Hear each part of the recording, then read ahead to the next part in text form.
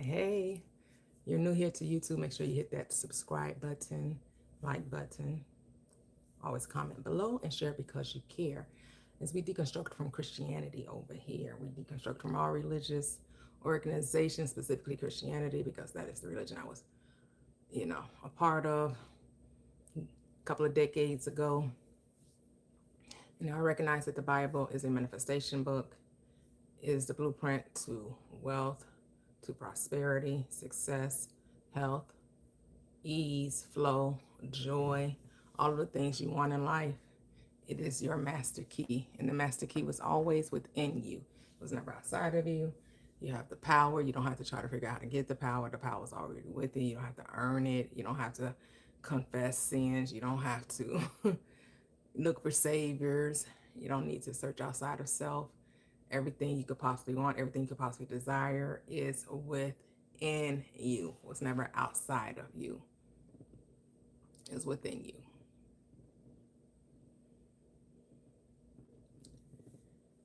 So understand that the Bible is a psychological book. It is mind science. It means to get to know yourself. That is what the book is reminding you of.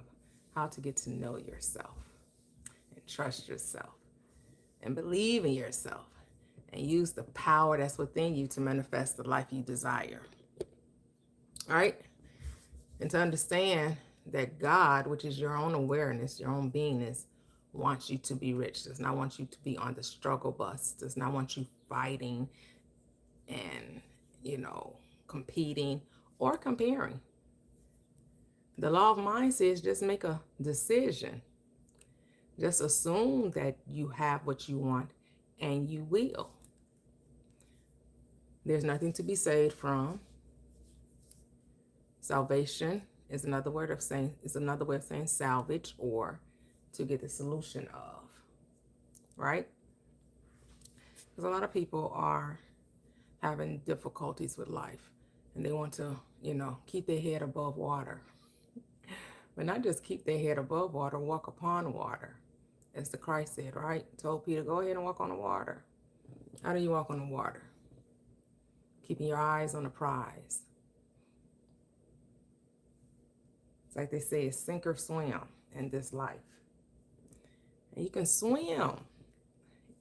You can be an Olympic champion swimmer in this game of life, understanding that it's all about your mind. Once you get your mind right, everything else follows. You just need to make a decision. See, the book of James tells you that anybody that's double-minded, they're unstable in all their ways. That's why you find it difficult to realize your desires is because you're unstable. You have not made a decision. You're double-minded. All you have to decide that you have a thing and you will. Not try to figure out how you're going to get it, where it's going to come from, but just decide that you already are. And then the actions take care of themselves. Your actions follow your beliefs, your thoughts, what you hold to be true. So what do you believe? What do you hold to be true? Because that's what you'll experience. The Bible tells you that money answers all things. But it's God that gives you the power to possess wealth. Now, religious organizations will try to convince you that you are a lowly, depraved human being in need of a savior, that God regrets and hates that he ever made man, and he had the perfect plan to reconcile the broken relationship between man, which is further from the truth. That's not biblical. Welcome, welcome, welcome. Hello, Jonathan Martin. Welcome, welcome, welcome. So I'm streaming on TikTok as well as YouTube. The TikTok, tapping is clapping. YouTube, make sure you hit that subscribe button, like button, share because you care. Welcome, welcome, welcome. And so, yeah, as I was stating, religious organizations try to convince you that there's something wrong with you. You need fixing. You need a savior. That your thoughts are evil and wicked and you can't do anything right. You can't do anything good. And unless you have a savior that's going to wipe away all of your imperfections, then, you are, you'll just always have a less than unenjoyable life. Yes, God does make you rich in money. You need money on this on this planet, don't you? On this third dimensional plane, money is necessary. In the Bible, your God is your mind, right? So your mind absolutely does make you rich once you decide. God is not some sky daddy up in the clouds trying to decide who's going to get wealthy and who's not. That's not, your mind is God. That's what the Bible's telling you. The Bible's not telling you that it's some being external to you that's God. There's no one coming to save you. No one died for you. The Bible is telling you how to use your mind to create the reality you would like to experience. That once you make a decision and not be double-minded, keep your eye on the prize, stop sinning, because that's what sin means, to miss the mark, to take your eye off your goals and aims in life. That's why people struggle through life, because they don't have a clear vision. Without the vision, the people perish. The Bible tells you that. And the lack of knowledge too. But as I say here on this channel, knowledge without application is just information. And I think too many people got too much information with no application. People are hearing what they want to hear, but not doing what they need to do.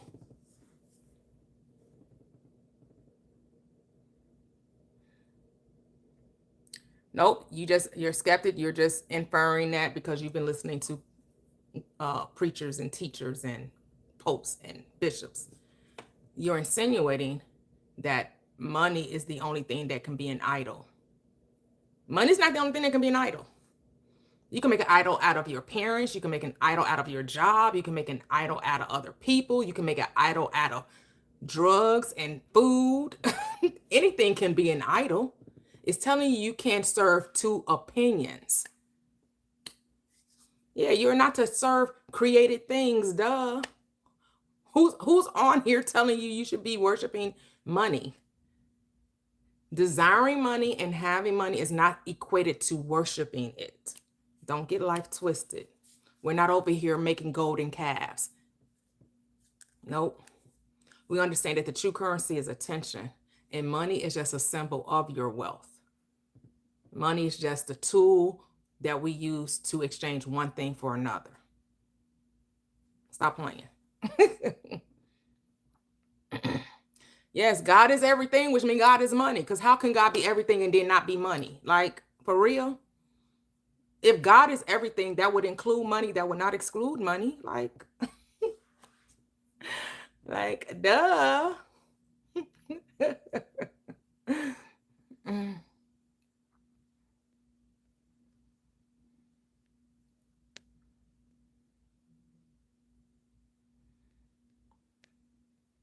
Yes, lunar entropy, you deserve to be ignored. You deserve to be ignored. So you can just keep scrolling since you want me to ignore you. I'm not answering your question. So keep on scrolling.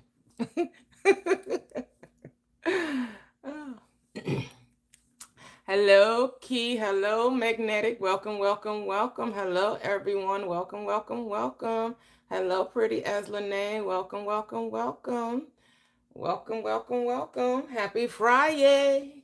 Where we're talking about money. Money, money, money. Money. Money, money, money, money.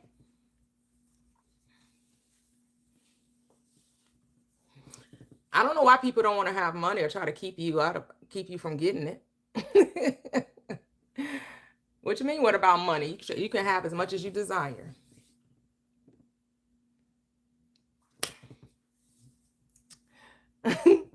There's no limitation. And if you don't want it, no one's going to force it upon you either. If you think money is wrong and evil, no one's trying to convince you otherwise. But over here, we're talking about prosperity, and money is included. God definitely wants you rich in all areas of your life. That's financially, spiritually, mentally, emotionally, relationally. It includes everything. We're not going to say you can have everything but money. Like, where we get that from? I know, religion. Religion tries to convince you that you can have everything but money. Yet, religion is very double-minded, because as much as they try to convince you shouldn't have it, they're always asking you for it.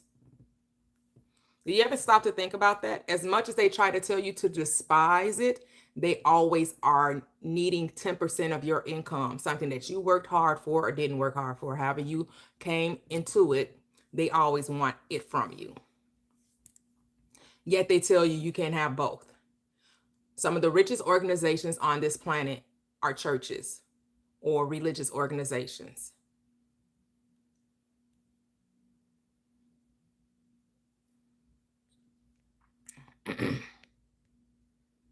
So, you people just want so much attention. Go start your own live. You looking for attention, baby? You get all the attention you want. All you gotta do is go start your own live.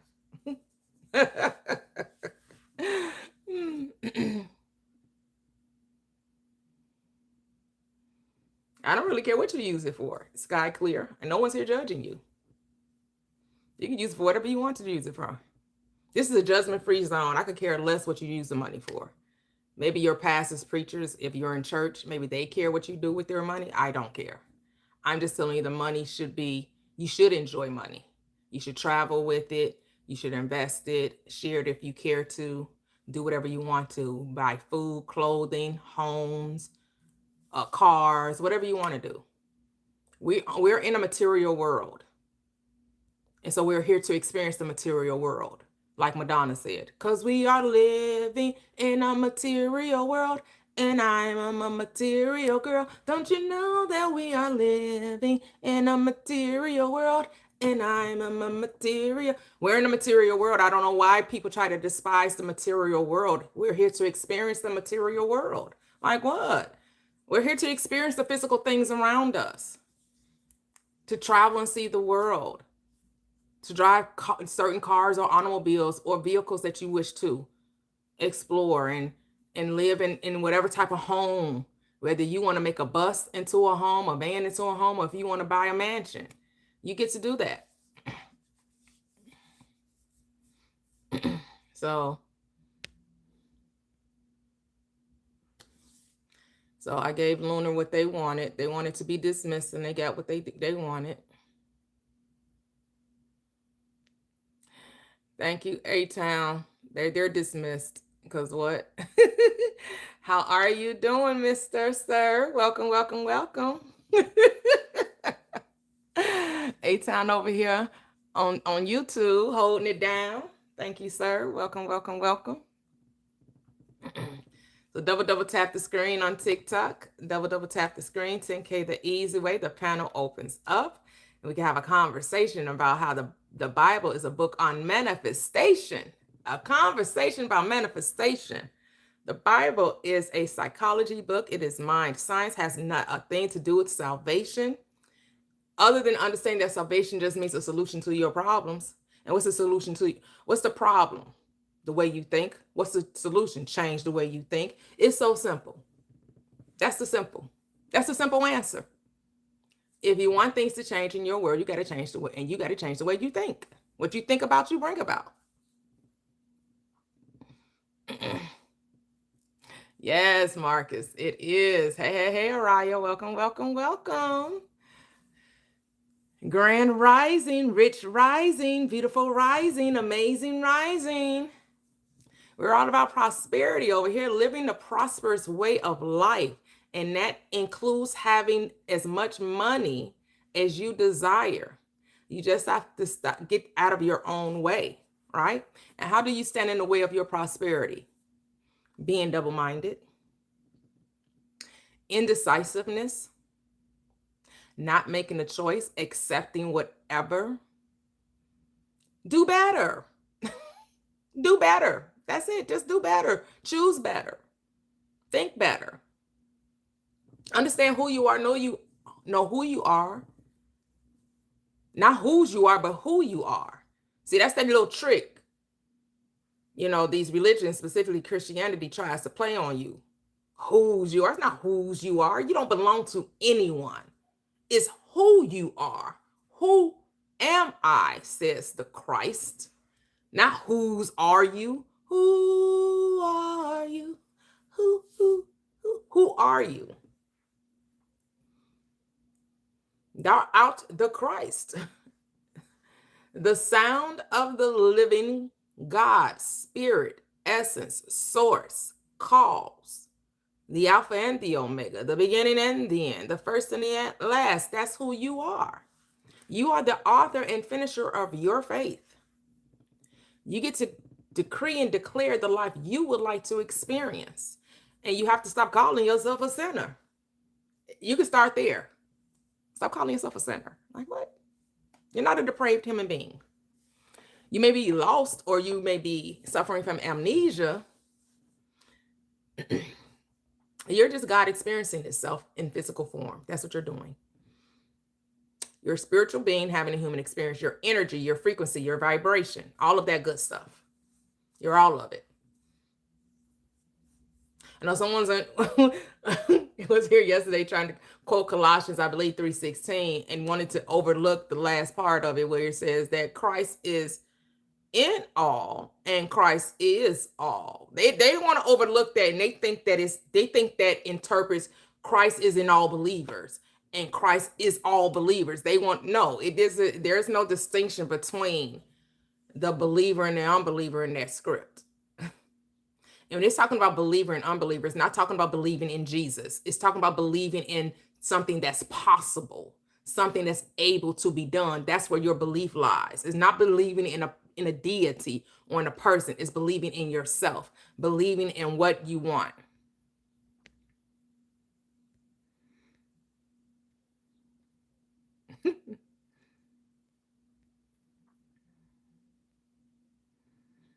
Yeah.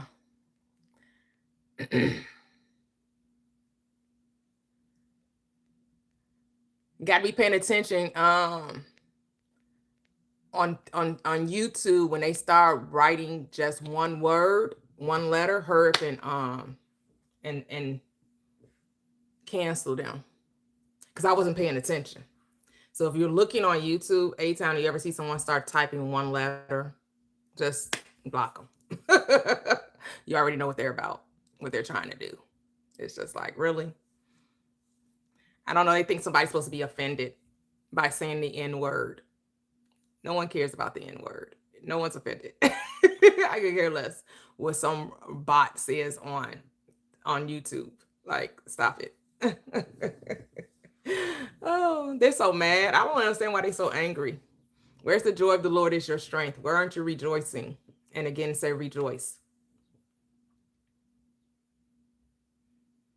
Oh, thank you, Magnetic. Yep. They're all just allegory, just states of consciousness. Every single last one of them. Every last one of them.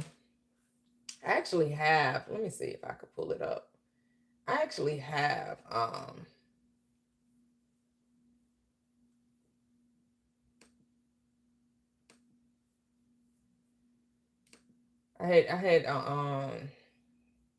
had kept it. Let me see if I can find my notes. There's my notes on this. I don't know if I have my notes here on my laptop.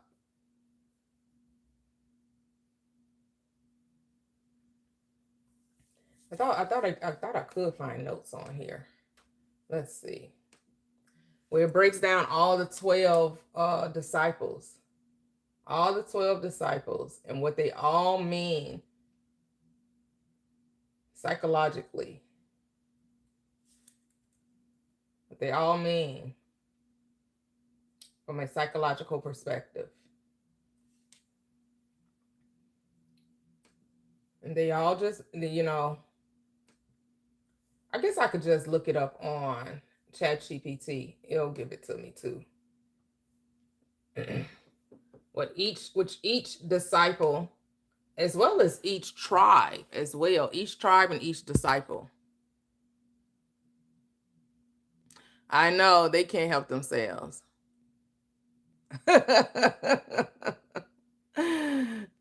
Definitely. Yeah.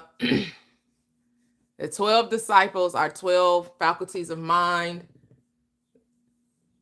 And I know some people say it's the 12 cranial nerves, right? When you talk about the body.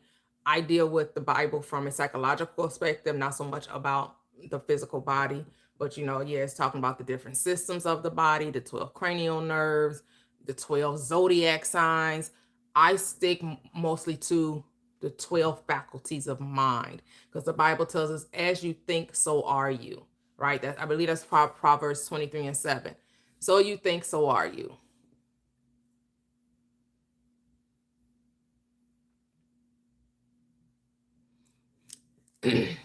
Right. The God within you, which is who? Your own wonderful imagination, your own mind. And your own mind will help you manifest your desires in life, right? That's why the scripture says to delight thyself also in the law, and you will get the desires of your heart. So, yes, getting the desires of your heart. If you desire money, you can have as much as you want. Money is not off the table. Money is not off the table. You can have whatever you want. As the book says, Ecclesiastes, money answers all things. God gives you the power to possess wealth. All right. For God, who richly gives you all things to enjoy. And who is God? Your own wonderful, beautiful imagination, your own mind, your desires, your heart, wherever your heart is, right? That's what you will experience. So where's your heart? Where does your heart lie?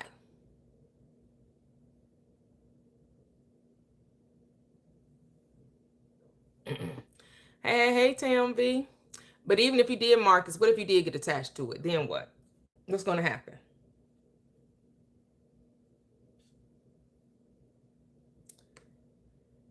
What's going to happen if you got attached to money?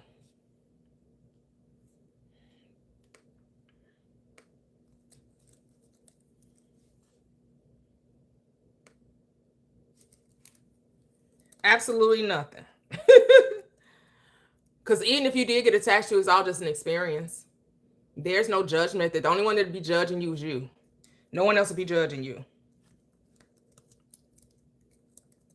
Right? There's no should or shouldn't. It's whatever you want to do. If you want to make money your God, go ahead. Who cares? People do it every day. Right? We're always trying to find wrongness when there is no wrongness. There's no judge at the end of this life. The judgment happens in this life, and you're the only one judging you. If you think it's wrong to be attached to money, then don't be attached to it. Because nothing's going to happen other than you probably just get more of it. Or you may find yourself doing things that you would normally do in order to get it, but who cares? People do it all the time.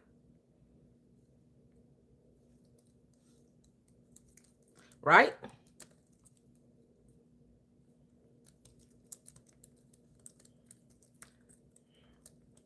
So it's okay. Do you? Hey, Connie. Good afternoon. Welcome. How are you?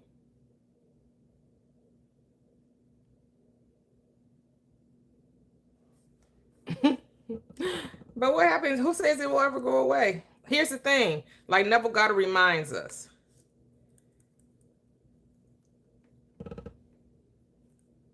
It's understanding that you created the money. Right? So even if you happen to lose it, if you understand you are the reason why you have it, and it will be attracted back to you, even if you experience the quote unquote loss of it. When you understand you are the creator of it, it really doesn't matter. When you understand you hold the power, as long as you know you made the money and the money didn't make you. Now, those who think it's the other way around, thinking that the money somehow has some inherent power that it doesn't, okay. That's why people, some people can't figure out life once they somehow lose their way with money, right? Some people can't even imagine life or try to see another day. But even with that,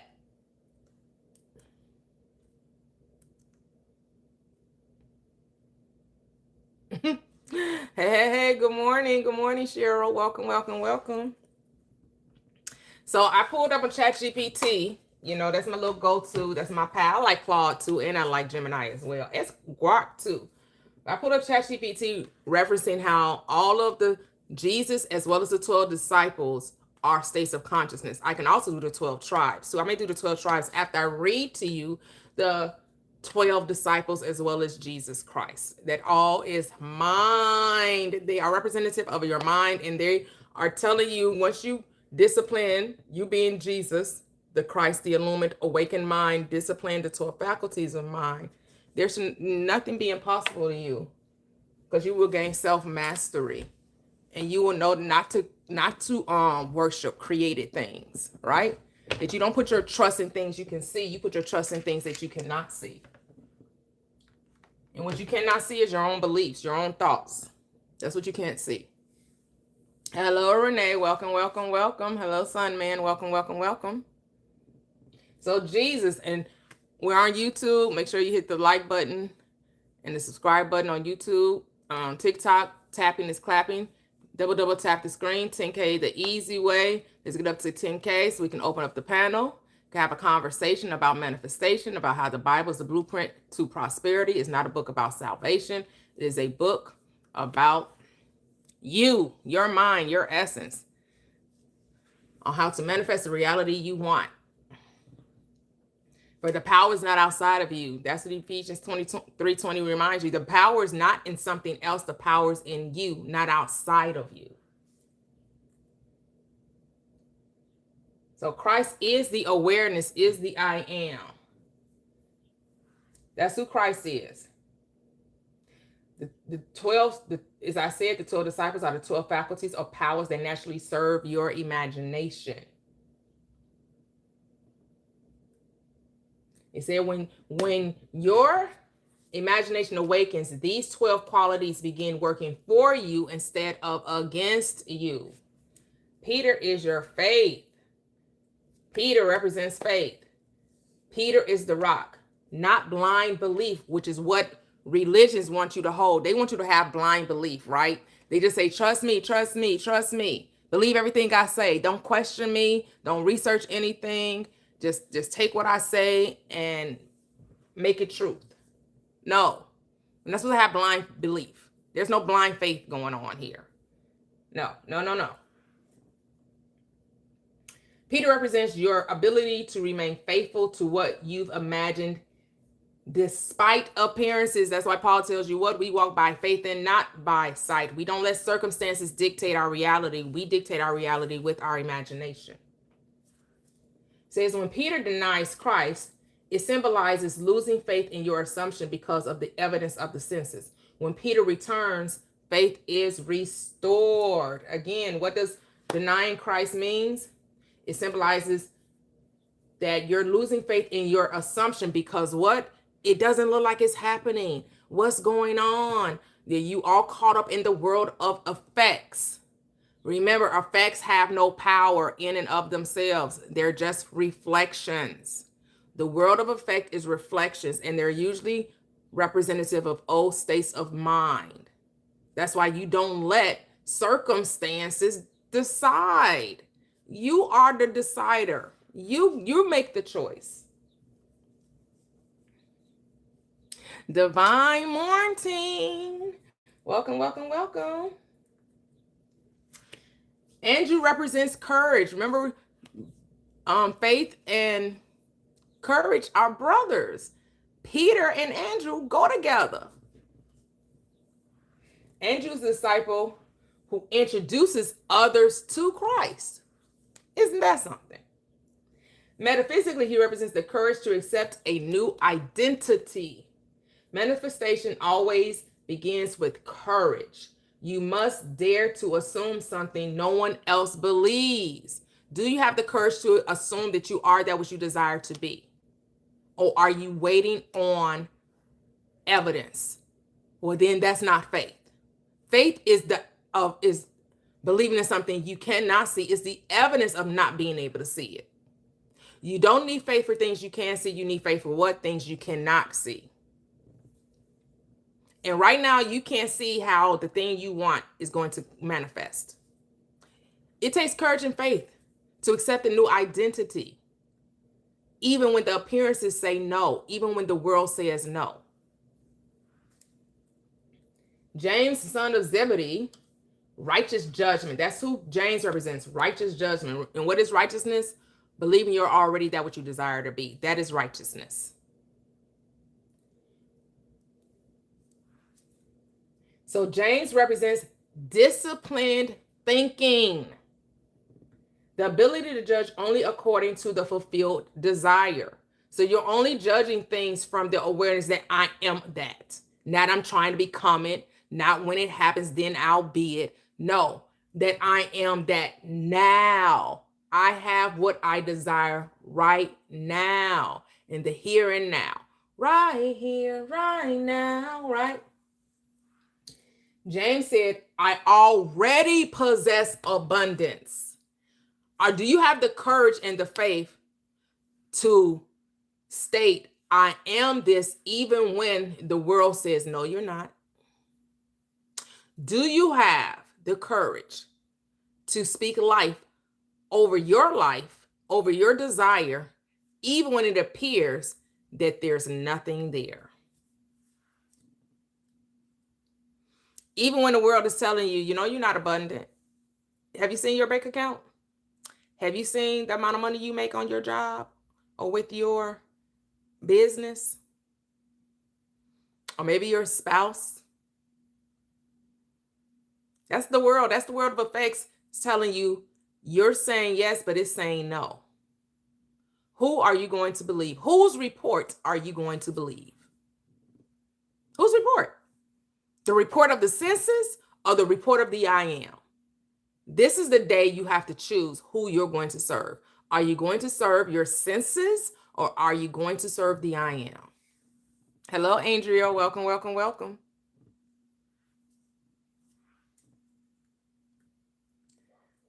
Now, the fourth disciple is John, who represents love. John is the beloved disciple. Love in Neville's teaching is not emotion. I get so emotional, baby, every time I think. No emotions. We're not talking about emotions. Unless you're talking about energy in motion. That's the only time we're referring to emotions, energy in motion. Love is complete identification. Do you completely identify with abundance? Or you're waiting to hit the lottery and then decide? Or you're waiting to get your $10,000 month? Or you're waiting to get the promotion? Or you're waiting to get X amount of clients? Are you waiting to declare abundance? Or do you need evidence first?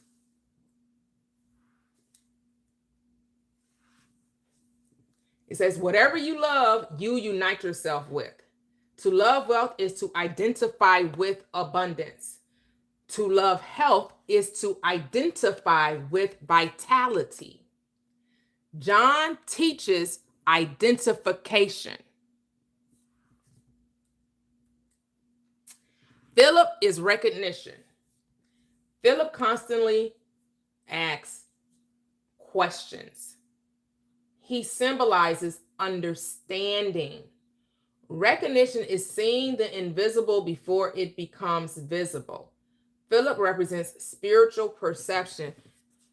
And this is what we said prayer was, right? So Philip can also represent prayer. That's what we said, right? Prayer is recognition that you already have that which you desire to be, that you already have it. You're not waiting for it to come. It's not coming from outside of you. It's coming from within you. It's already within you. The abundance is in you. The health is in you. The love is in you. The peace is in you. The joy is in you. No one else can give you these things. These things are inherent, innate within you. You professing with your mouth and your tongue that Jesus is Lord does not give you peace, joy, happiness, success, understanding, knowledge, wisdom. Nope. Because those things are already innate within you. No one can give it to you. You were born with it.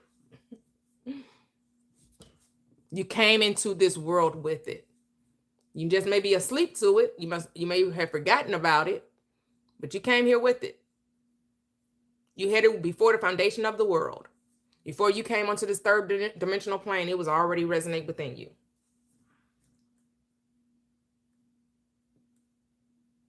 Bartholomew, Nathaniel, It's imagination without deceit.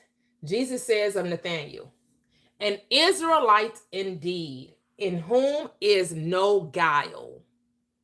He represents honesty with yourself. No pretending, no double-mindedness. You stop saying, I'm rich, while secretly believing I'm broke. Bartholomew represents inner integrity. Again, they all are connected. This is all about being honest and speaking the truth of your nature. Your nature is abundant. You are here to prosper in all that you do.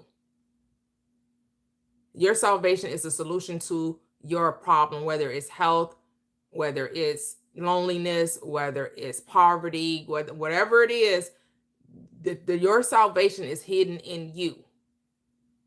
It is hidden within your own beingness. The secret to your prosperity is always comes from within, not from without. Matthew, transformation. Matthew was a tax collector. Taxes represent what life continually collects from you.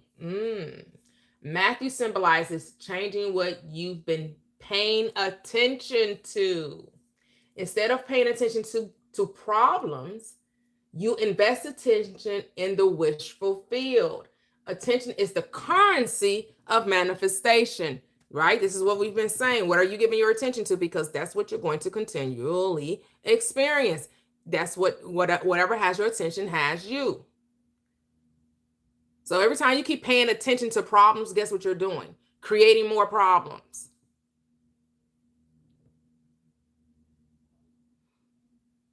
You're only supposed to be giving your attention to what? The wish fulfilled. You already have that what you're desiring to be.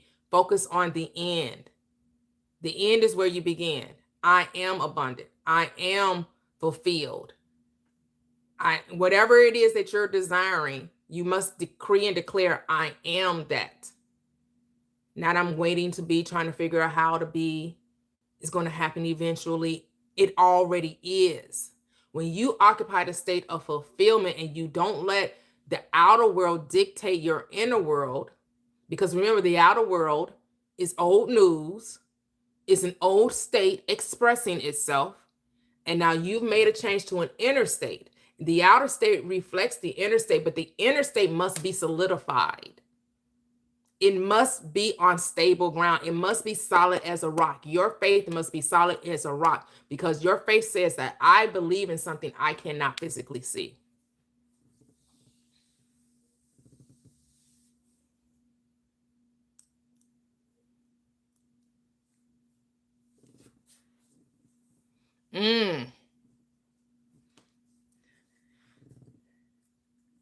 Yeah, we don't need to spiritualize money. Money is just money. Money is just a tool.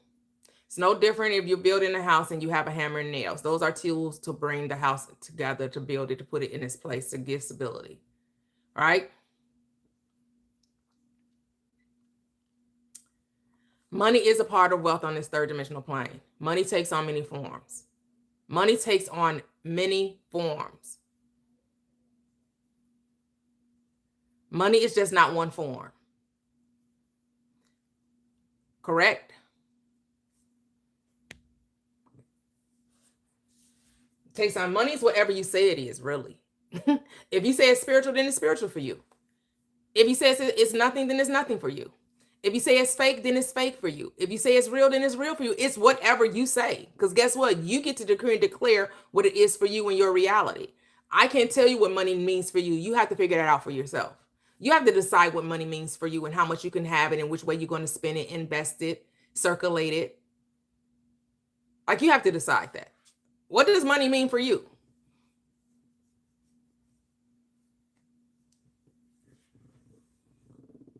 I would suggest stop putting money up here. Stop putting it above you. Stop making it think like it's outside of you. It's something that you're trying to grasp at, that you're trying to make come to you. And realize I am money. I am money. Because what is money again? The true currency, attention. You're always giving your attention to something. Always. Are you giving your attention to lack? Well, that's why you have a lack of money. Are you giving your attention to abundance? Well, that's why you have an abundance of money. See how simple that is? It really ain't that deep. It's whatever you're giving your attention to. That's what you're going to expand in your reality. Because it's not just about saying the words rich. It's the identification with wealth. It's what you say inwardly. Do you have a peace about money? Do you have an understanding? Do you see that you're one with money, that there's no separation there? There's no, I'm here and then money's over there. Money's something I have to go chase or something I have to figure out how to get. No. The embodiment of money is understanding that you already have it because you are it. But that's with everything in this third dimensional plane, in this reality, in this school of life. This dream of life, because you're not learning anything, you're remembering that you are all things. God didn't come here to learn anything. God came to experience all things. Hello, Mr. Plotter. Welcome. Hello, Walter. How are you doing? Double tap the screen. We're almost at 10K. Almost there. We can open up the panel and talk about manifestation. Understand that the Bible is a blueprint to wealth. Prosperity has nothing to do with salvation other than you seeing salvation as a solution to your problems. And what solves your problems? Money. Money answers all things. Money answers all things. And what is money? Your mind. Money is your mind. And the currency is attention. Your pot of gold is within you. Thomas is doubt transformed. Thomas doubts. Neville loved Thomas because doubt isn't the enemy. It simply means your senses haven't caught up. Say that again. We need to say that again.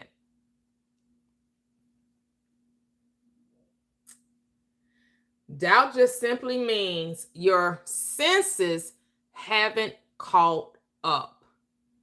That's the 3D, right? That's the world of effects. Those are your senses.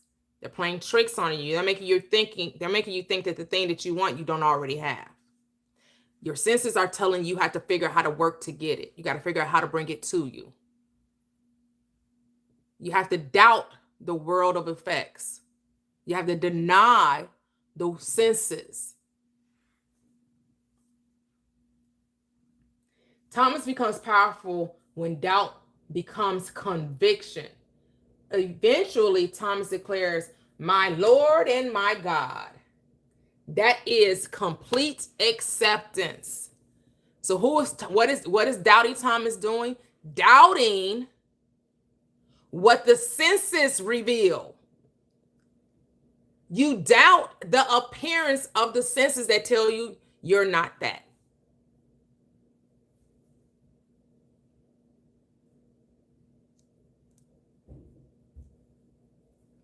James, son of Alphaeus, humility. This James represents surrender, not weakness. Humility means giving up the old self. Oh, can we say that again? You know, people always try to come and tell you, humble. You got to be humble. You got to express humility. You need to humble yourself. You need to. Humility means to let go of the old state. Surrender to the old state that says I am not, and embody the state that says I am. I am that I am, and that's all that I am. So you to stop defending the old story. How many of you still defending the old story? Still talking about the old story, still feeding the old story, still talking about it and telling it. I just need to tell you what happened. No, you don't. You need to loose and let it go. You can't say that you're abundant and still want to tell the story about how you don't have enough money. You can't say you're abundant and still talk about, how you don't get paid enough or how much things have really skyrocketed, like you're talking likewise at the same time you're claiming you're abundant, that's when you can't serve both God and mammon. Those are two opposing beliefs. You're going to have to pick a side. Hey, Janae, how are you? Welcome, welcome, welcome. Number 10 is Thaddeus.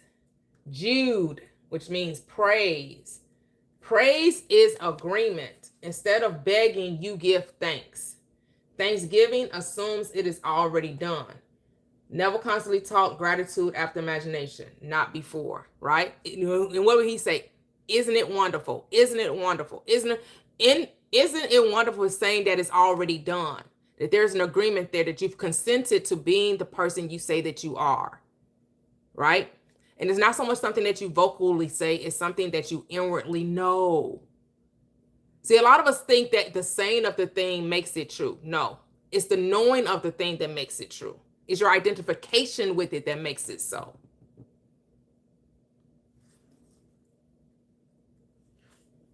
Number 11, Simon the Zealot. Hey, hey, hey. Hey, Latoxic. Welcome, welcome, welcome. Absolutely. Most definitely. Most definitely.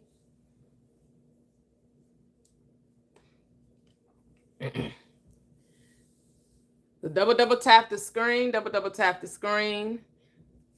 We're close. We're close. Let's get up to 10K so we can open up the panel. We can have that conversation about manifestation, about the abundant life. No more struggle bus. No more fighting for our limitations. No more making excuses. We're making decisions. We're not making excuses. We're making decisions. No more excuses. We're deciding today and right here, right now, this is who I am. No backseas. The last is Judas. Now we know Judas in Christendom gets a bad rap, right? Judas in Christendom is the one who deceived the Christ, who sold the Christ out for 30 shekels. He did the bad thing. He did the no thing. He gave up the Christ to be crucified, right? So Judas gets a bad rap in Christendom, right? He sold the Savior out. I don't know how someone sells someone out when he know that he came here to pay the price. Like, that's a part that don't even make sense. Like, how's he getting a bad rap when the Christ supposedly knew he was coming to die for the world? He came to be about his father's business. He came to be hung on the cross. But then y'all want to tear down Judas. He's playing the role he's supposed to play. He was supposed to deceive the Christ. He was supposed to make known who the Christ was. So his ass could do what he's supposed to do. Judas played his part. He did exactly what he's supposed to do in that story. But you know, when you twist the story up and you make it literal. Greetings.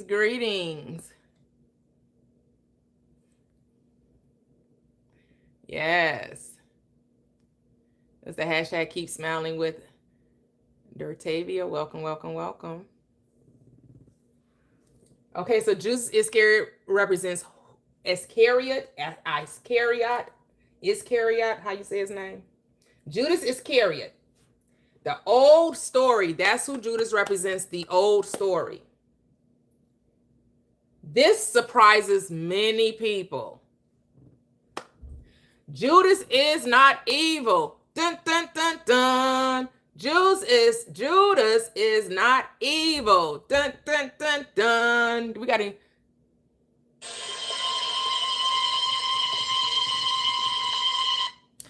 Judas is not evil. Ooh, 10K, okay. Let me finish out the 12. He represents attachment to appearances. He betrays Christ because the old identity always sells your imagination for temporary sensory evidence. You always checking for appearances. You're always looking for confirmation. What it never reminds us. Signs follow. They do not precede the manifestation. But y'all want a sign. Can I have a sign? Can I have a sign? You're going to get one, and you're always going to be manifesting signs. Keep looking for a sign. That's exactly what you're going to manifest. Can I get a sign? Can I get a sign? You can have a sign. If you want signs, you'll get it. It says 30 pieces of silver symbolize valuing appearances over imagination. Judas must disappear. The old self cannot inherit the kingdom. What did the Christ say? You must be what? Born again. You must repent. You must change your mind. You cannot enter the kingdom of your good with a lack mentality. You cannot enter the kingdom of your good with limitation. You cannot enter the kingdom of your good lacking faith, doubting, complaining, worrying, looking for signs. You're supposed to go beyond what you can see, the metaphysical, go beyond what is visible, and trust in the I am. So ChatGPT says, why 12? In scripture, 12 represents governmental perfection or divine order. Esoterically, it is the complete government of consciousness. When these 12 faculties are aligned, your inner kingdom is established. Seek ye first the kingdom of your good. And then what? And all of its righteousness. And then what? All of the things get added unto you. Okay. ChatGPT giving a look. He said the Last Supper. The Last Supper is not about bread and wine. It is the movement. It is the moment imagination gathers every faculty of consciousness before a complete transformation. Every disciple sits at the table because every power within you must participate in your new identity. Judas's betrayal. The betrayal happens immediately after declaring the new state. Why? Because the old self always argues first. Your senses say, it isn't working. Your bank account says, you're still broke. Your body says, you're still sick. That is Judas. Peter's denial. Peter denying Jesus 3 times symbolizes faith collapsing under the evidence of the senses. Yet Peter returns. Faith always has the opportunity to be restored. Wow, so the crucifixion. The disciples scatter because your old mental habits temporarily lose their center while a new identity is being born. The crucifixion is the death of the old concept of yourself. The resurrection. After resurrection, the disciples recognize Jesus differently. Why? Because consciousness has changed. The outer world is now seen through the new state. And then last but not least, Neville's central lesson. From Neville Goddard's perspective, the 12 disciples are not primarily people to admire from a distance. They symbolize the faculties of your own consciousness serving the indwelling Christ, the creative power of imagination. Faith, love, courage, discipline, judgment, transformed attention, and the other qualities become aligned when you consistently live on the state of the wish fulfilled. The gospel story then becomes an inward map of psychological and spiritual transformation rather than only an external historical narrative. It was never a historical narrative. When ChatGPT still try to align with these organized religious doctrine, but no, none of those people existed. But good morning. How are you, Miss Kitty?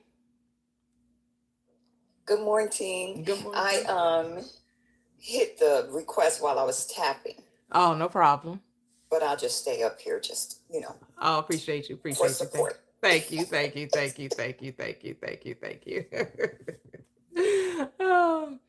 So yes, the Bible is about manifesting. Manifest your dreams, manifest your desires. You can loose the grip of thinking that, someone's coming to return and snatch you up out this earth and keep you from your trials and your difficulties and your testings. You keep yourself from those things. When you stop believing in tests and trials and tribulations, then you won't experience tests, trials, and tribulations. You are the cause of your experiences. You're the cause of your heartache. You're the cause of your disappointment. You're the cause of your trials and tribulations. Once you transform your thinking, everything else changes. The old life dissipates when you establish the 12 disciples within you. Is it necessary that you understand any of this? No. The only thing that's necessary for you is that you decide what you want and then maintain that belief that you already have it. That's really it. You don't even really have to maintain this belief that you already have it. You just have to decide what you want and then don't speak against it. It's really that simple. Decide what you want, but don't speak against it. Let it, release it. Let it go into the heart, the earth, which is the heart within you. Take up residence. And the way you do not know a time you least expect, it will bloom. A lot of times the reason why it doesn't bloom or it takes longer to bloom because you keep digging it up out the earth. You keep trying to look at it. You're trying to figure it out. You keep telling yourself, oh, it's not going to happen. Oh, where is it at? You're operating from this state of it can't possibly mature. It can't possibly come to fruition. Your beliefs matter. Hello, Latoxic. Welcome, welcome, welcome. Hello. Happy Friday. Happy Friday. Yay. Happy Friday, everybody. Yes. Sorry I couldn't stay yesterday. It was such a lively discussion. I was glad things weren't going going haywire. I was happy about that. Oh, it's okay. It's okay. It's okay. Sometimes things go haywire. It's okay. It's part of life. It sounds like it was going pretty well. Yeah. It's great. It was interesting conversations, Sometimes you got to have those conversations, 100%. I love that. Definitely love that. I was out and about, so I couldn't. Oh, beautiful. Love it. Yes. Yeah, you gotta, it's okay to talk to the other side every once in a while. Totally. Because we all on the same side. We're not on opposing sides. They just have a different way of getting to the same end result. They're adding other things to the recipe that's unnecessary. Right. Yep. They want the same outcome. They want a happy life. They want joy. They want peace. They want abundance. Even though they try to convince themselves they don't want money, they try to argue you down about the money. They really want the money. Like. Absolutely. It was just so fascinating. There's the whole concept of prosperity preachers, of course, it's demonized, in the church. And now it's wow, they were really on the side. I'm they might have gone about it in a way that I probably wouldn't have gone about it but they were definitely onto something. Yeah. It's shocking to me. You said shocking. It's crazy the way that, at least the way that I grew up. I mean, the people I grew up around, my family and stuff like that, were kind of adjacent to they studied under people who were very much so adjacent to prosperity preachers. Okay. So even though they were very, very genuinely religious, they kind of, walk that fine line. One of my relatives, was involved in Joel Osteen's church, and Joyce Meyer's not a prosperity preacher, but girl, stop. Yes, she is. What? Think so? I can see that. Her ass is talking in arenas. Are you being serious? Yeah. She's talking to thousands at a time. And don't think they coming in and walking away not giving her cash. Don't think she ain't talking about I need some offering and tithe about you. Yeah. That's true. She definitely is a prosperity preacher. She doesn't talk about you got to give this to God and him, she's not as explicit. I think especially as a woman, she's not as explicit than some of these other. She's like Joel Osteen. Yeah. He's the same thing. They're not talking hell and damnation. They're telling you if you apply these scripture practically, you'll get a practical experience with it, right? But they still want you to tithe. Don't get it twisted. They want that money about you. They ain't coming to talk to you for free. That's what they're not doing. Yeah, I used to watch Joyce Meyer, so yeah. Same. I had some books too. Never bought a book, but yeah, because she even did her own Bible. Stop playing. Oh yeah. That's true. I guess I'm just saying the fact she made her own Bible. What that tell you? Your ass No, went I made think her own Bible. Like, She stop. lived like a prosperity preacher. Do not get me wrong. I just don't think she really preached it in the same way, from what I can remember. It's been a while. I mean, I they feel all like have their it- own little way of delivering the message, but they're all about that money, money, money. Oh, for sure. They're all definitely about that. Which I'm mad at them, but you know, hey, No, yeah. teach his own. Fascinating. Very Fascinating fascinating. how things turn, how everything turns. So your family members, they talked prosperity, but they also said that it's Jesus that's bringing the prosperity. That's probably how they probably Right. tied it into Right. it, right? They made sure that yes, Christ first, money second. Right. Yeah. I mean, very much so, like believing in, like, you know, wanting to be rich, you know, like, or, you know, that type of thing. A lot of Old Testament connection too, you know, like connection to the Old Testament, you know, prosperity scriptures and stuff like that. I'm trying to think what else. Yeah, it's just fascinating to think about because you know, my mom was never really on that type of stuff. Like my parents weren't, but like a lot of my other relatives were. And they weren't, like, again, super explicit about it. They just didn't think there was anything wrong with it. Yeah. They didn't demonize it in a way that, like, a lot of more traditional, I would call it traditional, it's probably not the right word, like more hardline. Yeah, like some of the fundamentalists, right? Fundamentalists, yeah. But these people believe in a literal hell. Who? They believe in a literal hell. They also just believe that God wants them to be abundant. Oh, okay. So yeah, it's what I'm saying. Yeah, they have to have the mindset that if they don't accept Christ, a worse thing can happen, right? Like there has to be an alternative to not accepting Jesus, right? So yeah, but again, not all Christians believe, because some people believe there's nothing beyond the grave. So not every Christian believes in a hell. They say hell is exactly what the Bible is saying. Sheol, that the body's going to the earth, is going back to the grave. Is nothing beyond that. Mm-hmm. Yeah, that's right. Yeah, it's so true. There's so many different versions out there.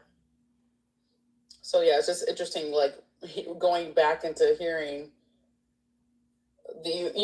thinking back at how I used to believe and how I used to think, and evaluating against what I believe now. Mm-hmm. And it's interesting to see like the parallels and where things, diverge. Yeah, the Bible's always about prosperity. Look at that. Right, exactly. Right, like. And I think people do, they demonize the prosperity because they don't feel like they have access to it. That part. Yep. Yeah, that's what I was telling my daughter yesterday. I said, people that talk about, do you got millions ain't got thousands. Where your millions at? Where your thousands at? Why you worry about what's in my pocket? What's in my pocket? Like, usually the ones that's against the money, either because, like you just said, normally it's because they can't see themselves with it. So if they can't see themselves with it, then there must be something wrong. That's an excuse. That's a justification they give themselves. Absolutely. And it's a fear, I think. I think if you think about someone being a millionaire and no one else they know, or very few people they know are millionaires, it kind of separates you from the group. Like it keeps you at a collective, and that causes tension. Obviously, it can cause tension, but in their minds, it causes tension. And no one wants to be ousted from the group, right? Because that means all of our thoughts, our values, the way we think about our culture, the way we think about, how we live our lives is really based on a lot of like socioeconomic factors, Yeah. And when you take that away, it's like, well, how do I relate? I even have a friend who she grew up in poverty but was able to graduate college and like get a good job and like become a consultant, and she, she's independently, secure, wealth wise. And I think she struggled now she has like more conflict with her family because they don't support her kids. They don't like many coming to games, coming to events, just showing up, because they feel like, well, she doesn't need it because whatever, or there's like some resentment there, right? Because I don't know why, but I would just say like there's resentment and there's enmity in that way. Now, in a way, did she manifest that? Probably. I don't know. She probably did. I don't know. No clue. Is it possible she manifested it? Totally. But when I think about that, I think about like how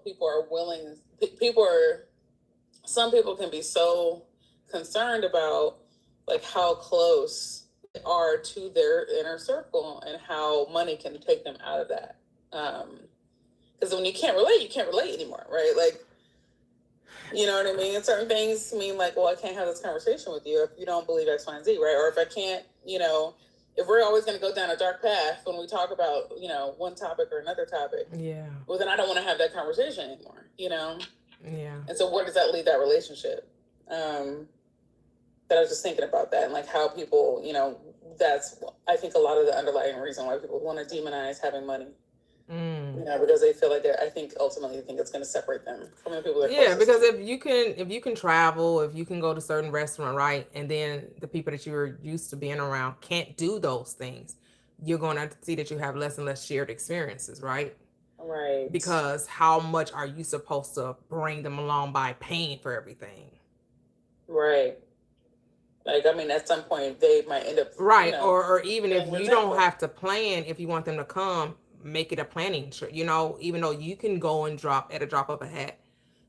Some people, because I feel like if people that really want to do things, they'll make a way. They'll make a way to get the money, right? Some people just want to be complainers, and you just gotta leave them where they at. Because I'm like, you tell me that, oh, I don't have money, but then you see them spending money on what you may deem as frivolous or not that important. But it's like, look, y'all do stuff y'all want to do. This is just not that important to you, and that's okay. But don't get mad because it's important to me. Right. And I know, and a lot of times we do kind of, care about what other people think, and that's the part you have to, you're going to have to. Unfortunately, you may have to just create your own family. I think that's where people get to a point, because it's like, well, then I don't know, what the people are, rich people or whatever. So who gonna be, and there's all of this propaganda about how rich people are bad people, so that even further makes people want to not fully say, well, you know what? I can be wealthy and also have good relationships with my family, and I can also make new friends who have shared experiences, and I can also, have conversations with people that, they understand exactly what I'm talking about.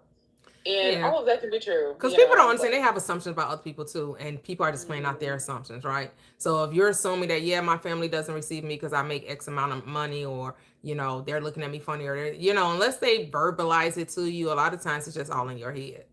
And if they are verbalizing it to you, it's because you're assuming that people are going to have a problem with your money. So then don't be surprised if people have a problem with you having money. Stop making it a problem. Then it won't be one.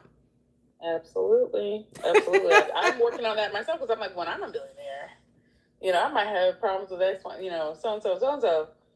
And I'm trying to mentally think back to things my dad had said, but also just like, it don't have to be that way. In fact, this can actually be a very peaceful process. This can actually be, an experience that is a good one for everybody. And I don't have to leave the people I care about behind, Yeah. And not to say that I'm like in that, and not to say that I have the power to do that to begin with, right?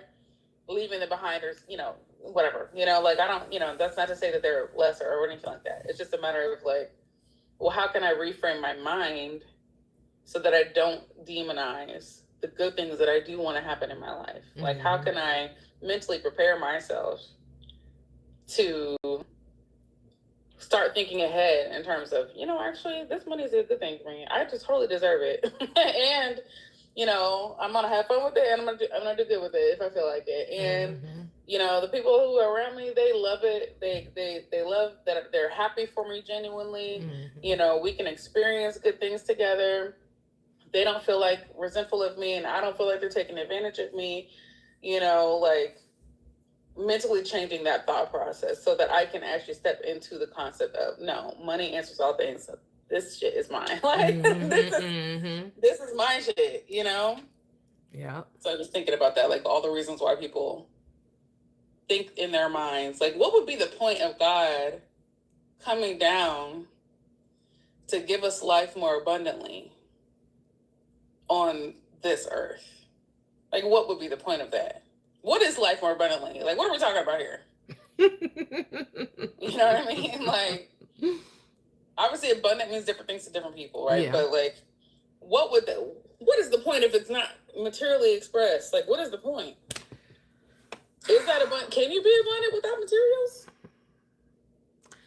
I mean, because material abundance is subjective. Totally. So of course you can. You know, what someone will say to someone, $50,000 is a lot of money because they was only making 10,000. I mean, a year, right? If you start out part time, you're only making 10, 20, you know, you're a college student, you know, you working through college, whatever, right? And then, or you don't know anyone in your family who ever made $50,000, $60,000, because making six figures is not the average American. Right. That's not the average for an American person, you know, working in this economy. So someone making six figures, and we're going to say in the low end of six figures and never make it, that is abundance to them, especially if they were making 30, 40 and now they make six figures. But someone that's making that middle $500,000, upper echelon of the 100,000s, 100,000 to them will not be abundant, because they're making more again. So that's subjective. It's relative.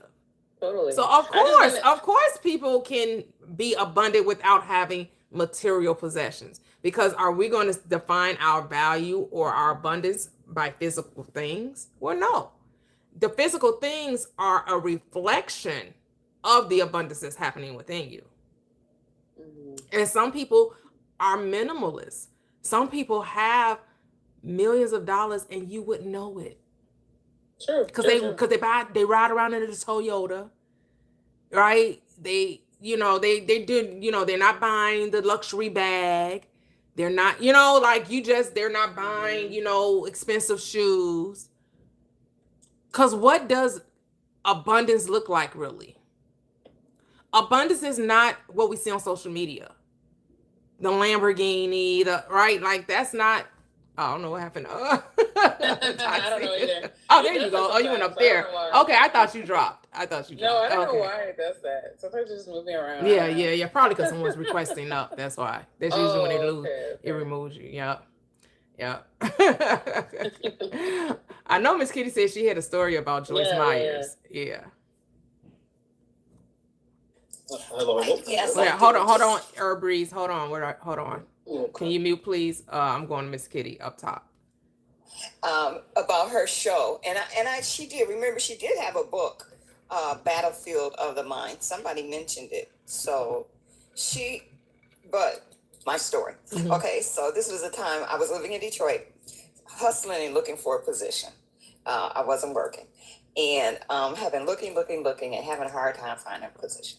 So finally, I interviewed with the mayoral administration. Some people may know of Kwame Kilpatrick. He had a big scandal and blah, blah, blah. Mm-hmm. So, but this was before the scandal. So I interviewed, and it was for his assistant. His assistant was leaving. As a matter of fact, she was part of the scandal too. Anyway, so all my friends was like, yeah, you're going to get it. That's your job. You're more than qualified, yada, blah, blah, blah, blah, blah, blah. So, and my mom was like, this is it. So it took a couple of weeks for me to get my letter. You know, every day I was coming home looking for my letter and, or expecting a phone call. So finally, one evening I came home and there was my rejection letter, right? Mm. So I just went straight to bed. And it might have been 2 or 3 o'clock in the afternoon. So when I woke up, something just woke me up out my sleep. It was getting dusk dark, and I turned on the TV, and there was Joyce Myers. And this is what she was saying. And that she started right here. And that job that you thought was yours, that your mama said you was going to get, God didn't intend for you to have it. It wasn't for you. And I was like, what? Is she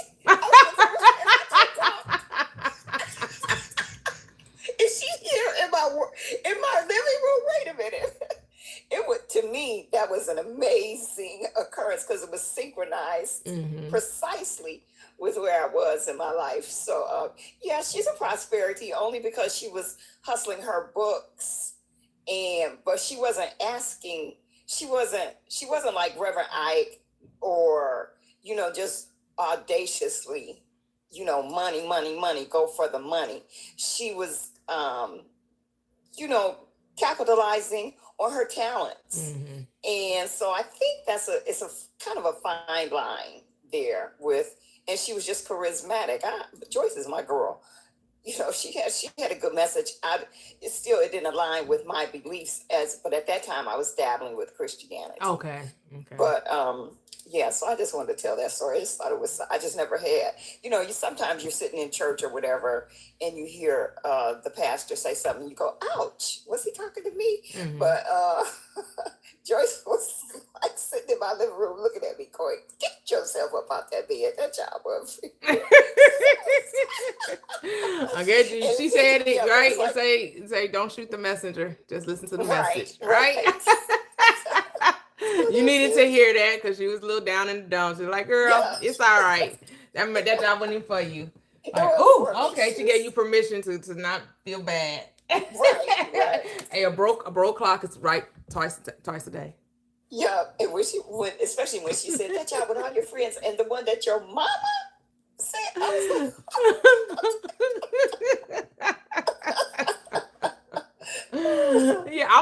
I used to listen to a lot of them when I was in church, and Joyce Myers was one of the people that I listened to, But yeah, I'm like, to me, they all got the same message. I don't see no difference between them. The delivery may be different, but they all preaching Jesus and him crucified, and they need your tithe. So to me, that's a prosperity message. I don't even care if some preachers haven't figured out how to get prosperous off the message.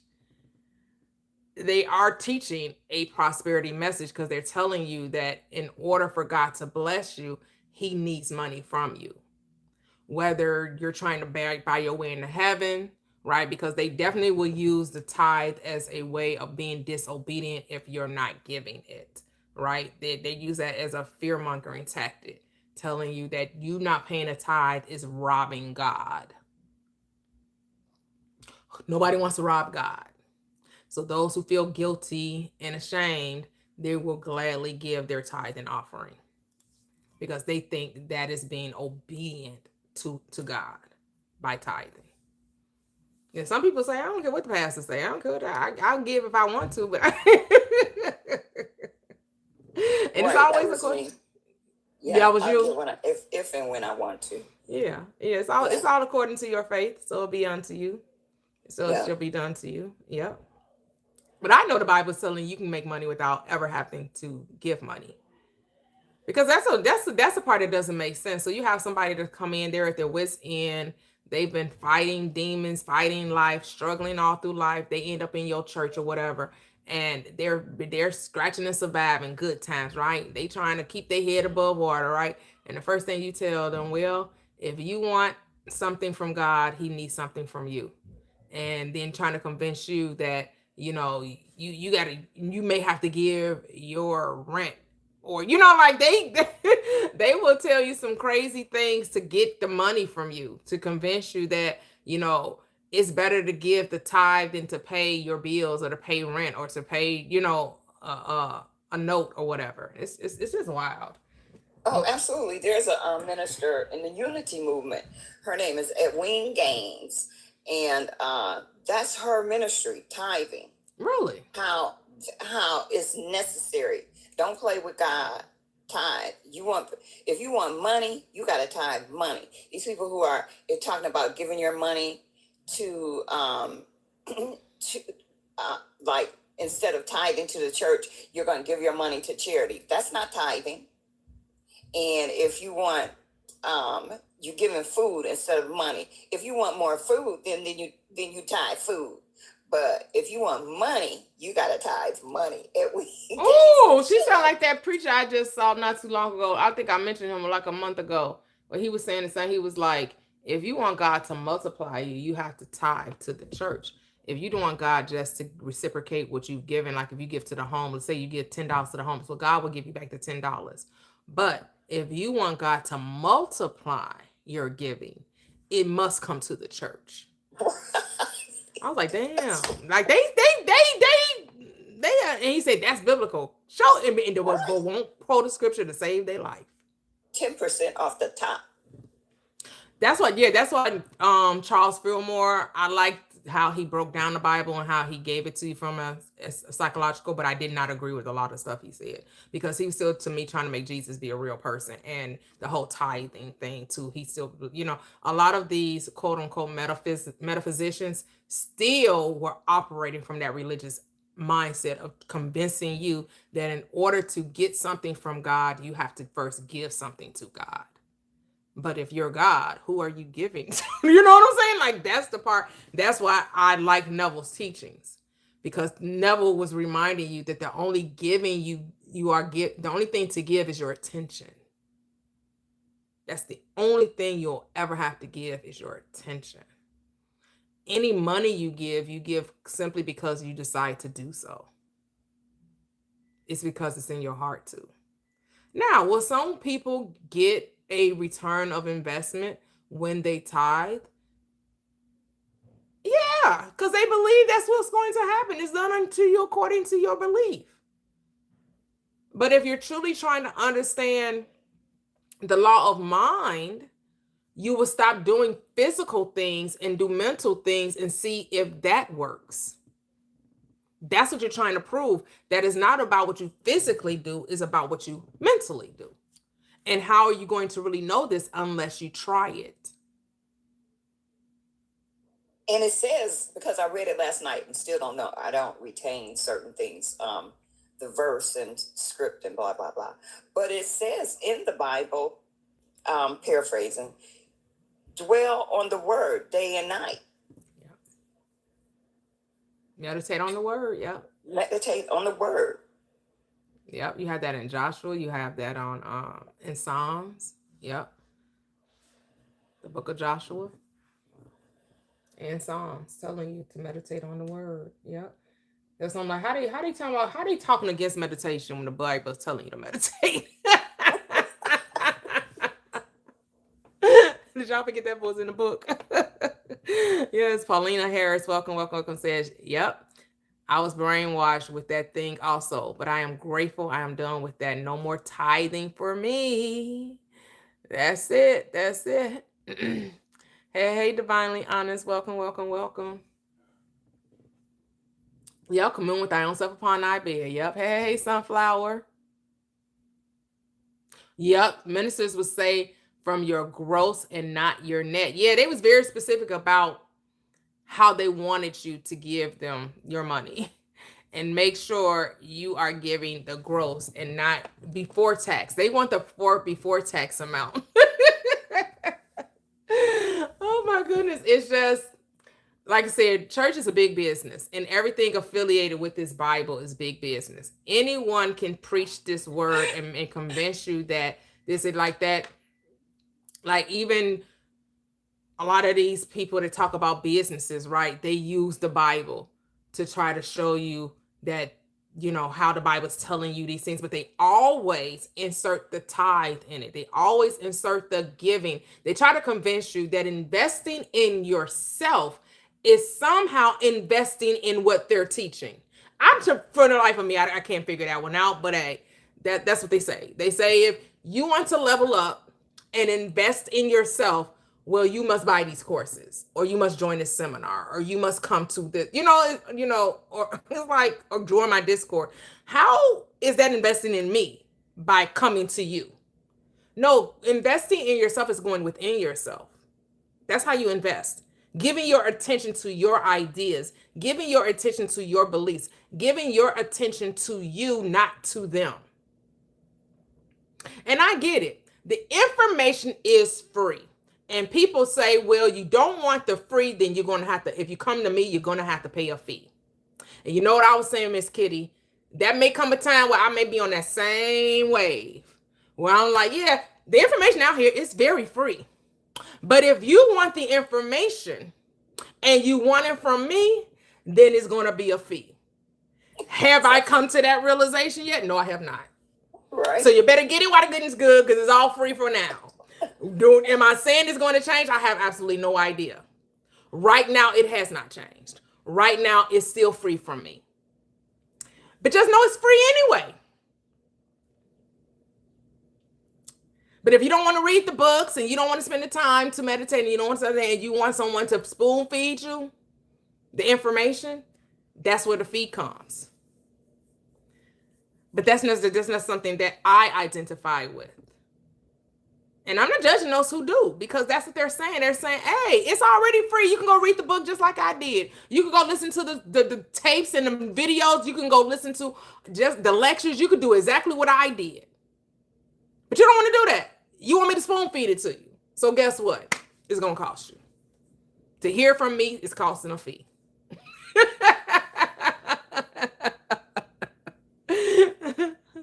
You're right, Walter. But people think that if it's coming from a certain person, somehow that means something more. I don't know. Because, yeah, you have to want to change. You have to want to apply it. But some people are information junkies. They just keep running over here to over there to over here to over there. They just keep feeding and never digesting. They're consuming but never digesting. And what is digesting? Applying what you're eating, applying what you're consuming, applying what you're feeding upon. Angel said, okay, bars. Hello, sir, A-Town. I see you left YouTube, came on over here. Welcome. Right there, so what priest can help. You can unmute A-Town.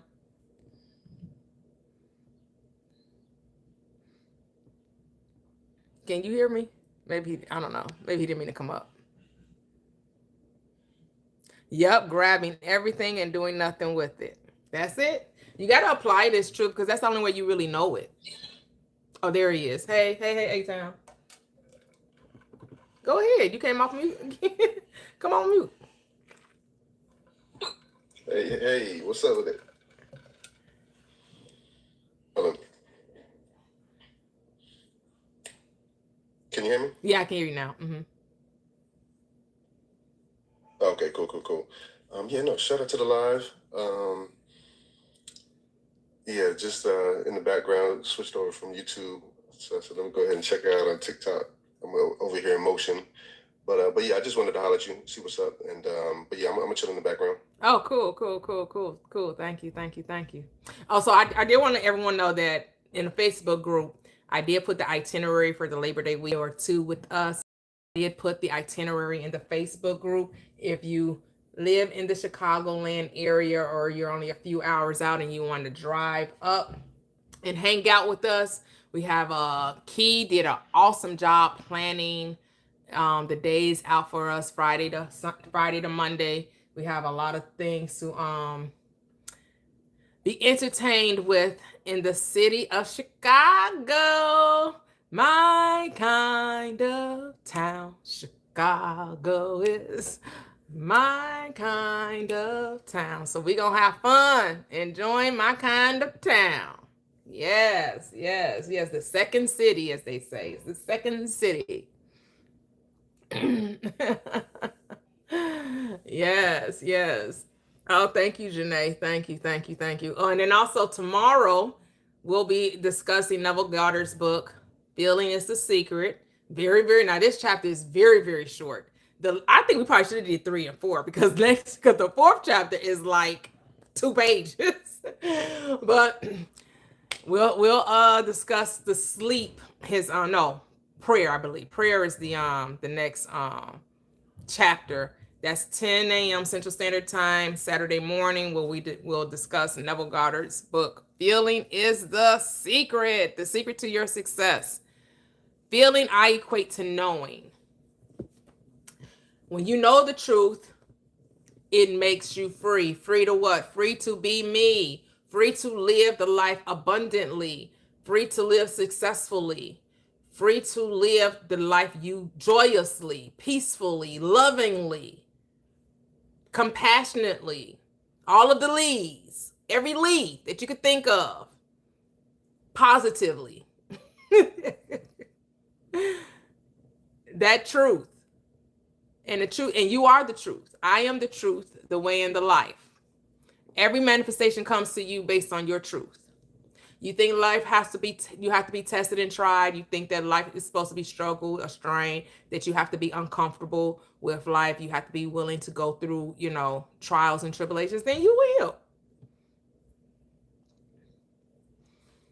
you know? And I get uncomfortable. People talk about, oh, all right, Paulina. Oh, great to hear that. She said, thanks to you, Toya, I'm getting informed, using it, and seeing progress. Oh, you're welcome. But thank you. Thank yourself. Pat yourself on the back, because if you didn't apply it, then you wouldn't experience it. So hats off to you. Kudos to you. Kudos to you. Glad to hear it. Hey, H.A. Machiavelli, welcome. Yeah, so tomorrow, third week of Neville Goddard's Feeling is the Secret, which is knowing is the secret, which really is decision is the secret. It's really decision. Choosing what it is you would like to experience and not going back. That's really all it is. Making a decision and remaining faithful to your decision. All of that other stuff is just stuff we're talking about that's supposed to help us. But I will say this, and maybe some of you can attest to this, a lot of the manifestations that you experienced, a lot of them came from you just talking to yourself, right? However you were talking to yourself. It really came from you saying within yourself, that would be nice. And I like that. Or, there was no 10-minute meditation. There was no robotic affirming. There was no, not to say that you didn't write it down. But writing it down is communicating with yourself. Not to say that you didn't do a vision board, but that isn't communicating with yourself. But if you really want to be honest, you were manifesting way before you knew anything about a vision board. Way before you knew anything about journaling. Way before you knew anything about affirmations. You were making decisions about life. And then those decisions were coming to be a part of your experience, whether they were good, bad, or ugly. It was a choice you made. It was a choice you made. And then when you start your awakening process, and it kind of is like when you decided to go to church or when you were birthed into church, right? People are telling you this is the how-to. You got to do it this way. When the whole time you've been doing it. You just didn't know you were doing it. And someone comes along and tries to convince you you've been doing it wrong. When you were doing it right the whole time. There was no doing it wrong. You are always making choices about life, and you are always experiencing those choices. Like, you didn't have to make a vision board to get the things you didn't want in your life. All you had to do was talk about it or be identified with it, which you would call, I had a feeling. I got a feeling, ooh, that tonight's gonna be a good night. That tonight's gonna be a good, right? You had a feeling that something wasn't quite right, that something wasn't gonna go right, right? You are identifying with the thing you didn't want to happen. The moment you identified with what you wanted to happen, then that happened. When I was reading the 12 disciples, right?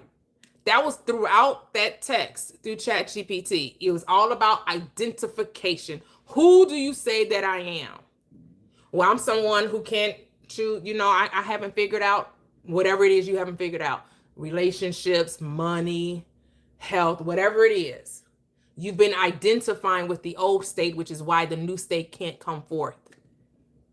You have to shed the old skin. You have to shed the old mindset. Now, can you use your external world to help you with solidifying that identity, right? We talk about being obsessed, being passionate, being right. So what are you consuming? What are you giving your attention to? So if you want, you're saying, I truly desire to have this, identify with wealth. I truly desire to identify it. But everything you watch, people talking about how broke they are, how they're struggling, how they can't seem to have enough. Well, you're still identifying with the old state. Because why wouldn't your wealth, your attention be on people that are thriving and flourishing, regardless if it's the appearance of wealth or if it's not, because your brain, your consciousness isn't judging if it's real or it's not real. It's deciding what it's only is going to mold what you give your attention to. The seed, what you're feeding yourself is what you're molding yourself into. What has your attention has you. So if you're saying I'm abundant, but you keep giving your attention, you're still identifying with brokenness. That's why the state of abundance can't be expressed by you, because it's not identified by you. You haven't consented to being abundant. You have to consent to being healthy. You have to be consent to being loved, lovable, and loving. Are you consenting to that? Yes, talk to yourself. Hey, Adore Speaks. You got to talk to yourself. You got to build yourself up in your mind and your consciousness, in your awareness.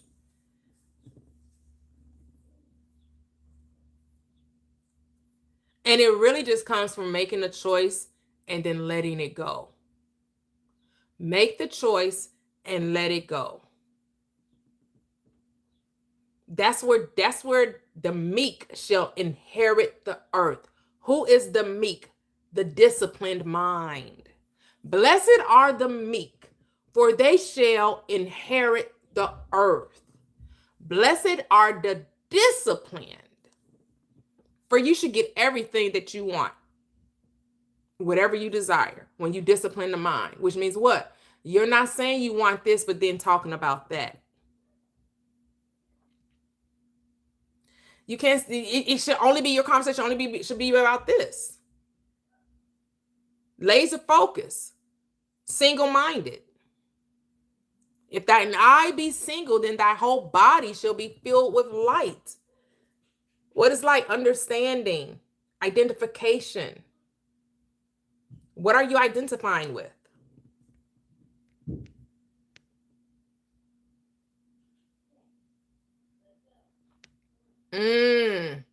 So AJ Machiavelli says, nah, you right, Toy. I got to get off SM. I don't know what SM is. Or at least curate my fees, because not going to lie, I've been into too much gender war content and wonder why I keep coming into these women we claim we dislike. That part. Yes, they talking to myself. Been the only thing keeping me afloat since youth, because I've always had a snake in my to an extent. I've let them went yeah, you gotta start write the snakes out of your story. Now you have to say you always have people that support you. You always have people, you gotta change the narrative. The world is not against you. You're creating enemies. Enemies do not exist in reality. Enemies are made up in your mind. And then they come forth in your reality. There are no enemies in consciousness. The reality that the world is against you. Your enemy is your own enemy. Your enemy is your enemy. It's what you think about. You're causing it. You're writing it. You're decreeing and you're declaring it. You decided that this shall be, and guess what? It will. I shall decree a thing and it shall come to pass. I shall say that I have enemies and cannot be surprised that I do. I said there are snakes around me. There are deceitful people out to get me. And guess what? You decreed it. You declared it. Your word that goes forth does not return unto you void. You decided that this is what you should experience. And this is what your reality says. Whoop, there it is. Whoop, there it is.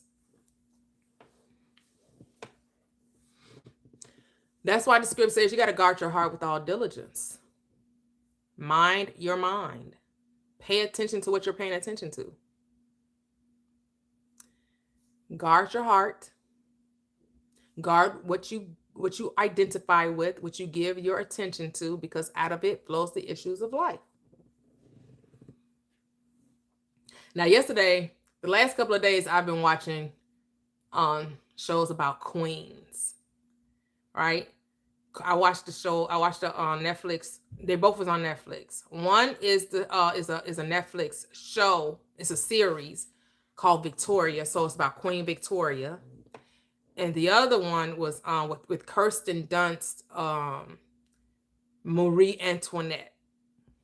And again, I'm just watching it because I'm like the lifestyle, right? The lifestyle. And how they come and they embody this state of being royalty, right? And you have the Bible telling us we are of the royal priesthood. We are royalty, right? And so what does that mean to be royalty, right? Because you're entering your kingdom and you're of the royal priesthood. What does that mean? The earth serves you, right? See, religion would tell you it's the other way around. Religion would tell you you're here to serve the world. When actually, if you're the king and you're of the royal priesthood, you're here to what? Rule the kingdom, and the kingdom serves you. Is that not what royalty does? They're ruling over the land, and the people serve them. That mindset of being able to receive. How many of us have the state of receiving effortlessly? Somebody just giving you without you having to do anything. Because that's what the queens were doing, right? Everybody's like, yeah, they're making decisions, they're delegating, they're sending out, right? Making decisions about whatever their role is in society. But for the most part, everything was done for them, right? Isn't everything done for the king and the queen? They don't bathe themselves, they don't dress themselves, they don't cook for themselves, they don't clean. They did nothing laborious, nothing labor intense. They did everything they did was done. Everything that happened was done for them. Oh, you're welcome. You're welcome. Oh, social media. Okay, thank you. Thank you. Yes, yes. Say I win and more. I'm more than enough, and I'm rich. Yes, love it, love it, love it. So do you accept that you are of the royal priesthood, that you are of the royal court, right?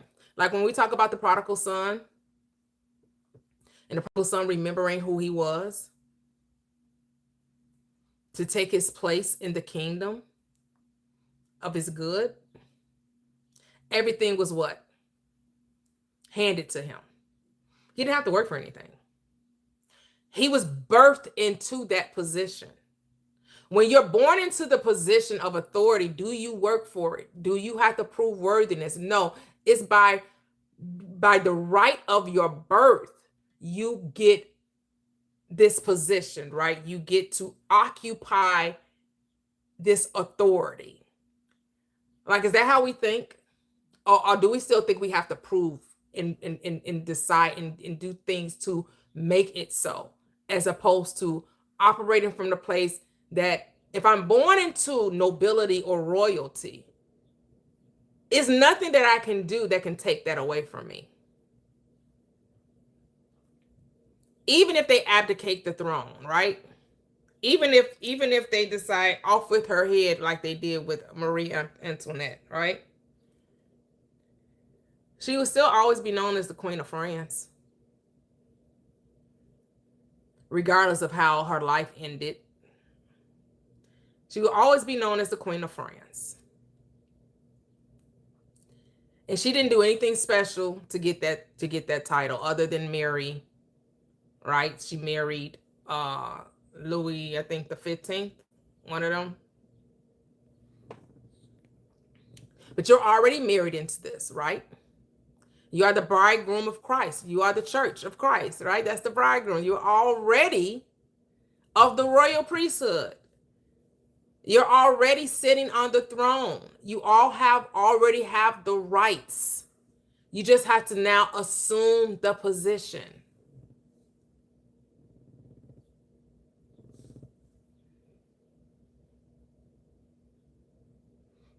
Yep, kingship. That's it.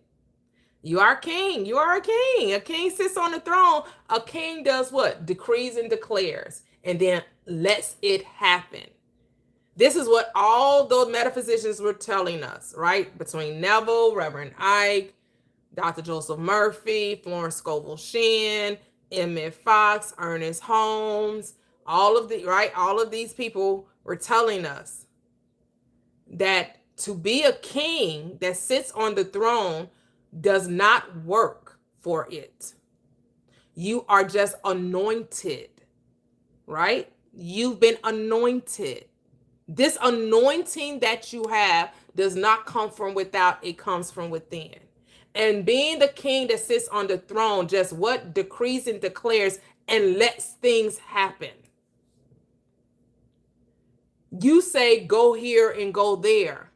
And the world said, yes, I'm at your command. That's a great book by Neville Goddard too. At Your Command. If you have not read that book, I suggest, it's a very short read too. Very short. I suggest you read At Your Command. He's reminding us of the power of thought, the power of imagination. That's the king, that's the I am, that's the priest, that's the royal priest that sits on the throne that says what you should have and what you shouldn't have. You are deciding that. And as a king, queen, you're just supposed to sit there on the throne and send out commands. You're supposed to let it come to you. Let it come to you, right? When the king wants company with someone, right? What do they send out? They say he's in a manager, whoever he sent out, whoever's on his court, right? He goes to protect. The king has need of you. The king wants to speak with you. The king don't come to you. You come to the king. You got to come see what the king wants. What's going on? What you have of me? What you need me to do?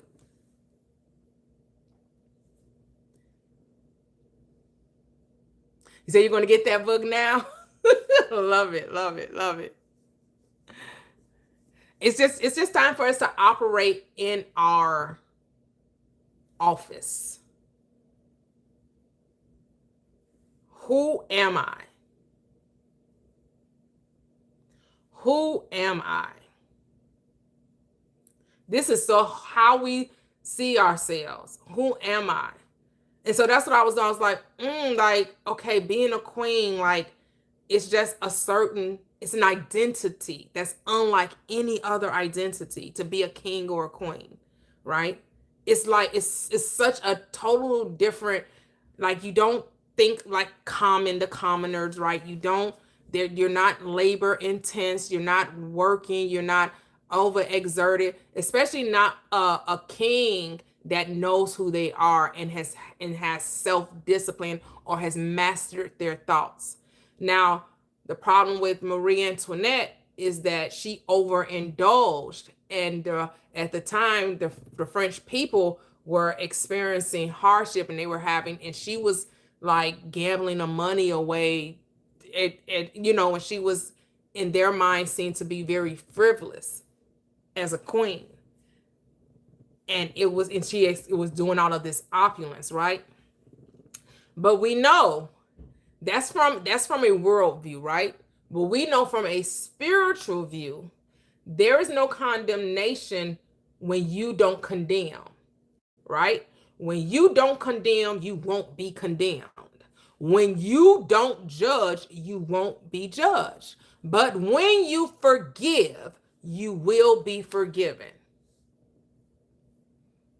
That's why I told you, be careful how you judge, because how you judge, what you give comes back, pressed down, shaken together, running over.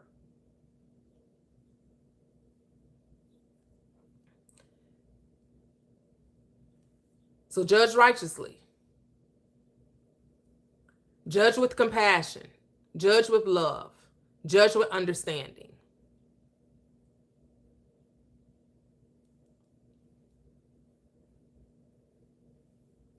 Or not. But just know you reap what you sow. And then when you reap it, if you don't like it, you get to change it. Because it's all about the experience. You don't know what you don't know until you do know what you know. And then you can do something better with what you know.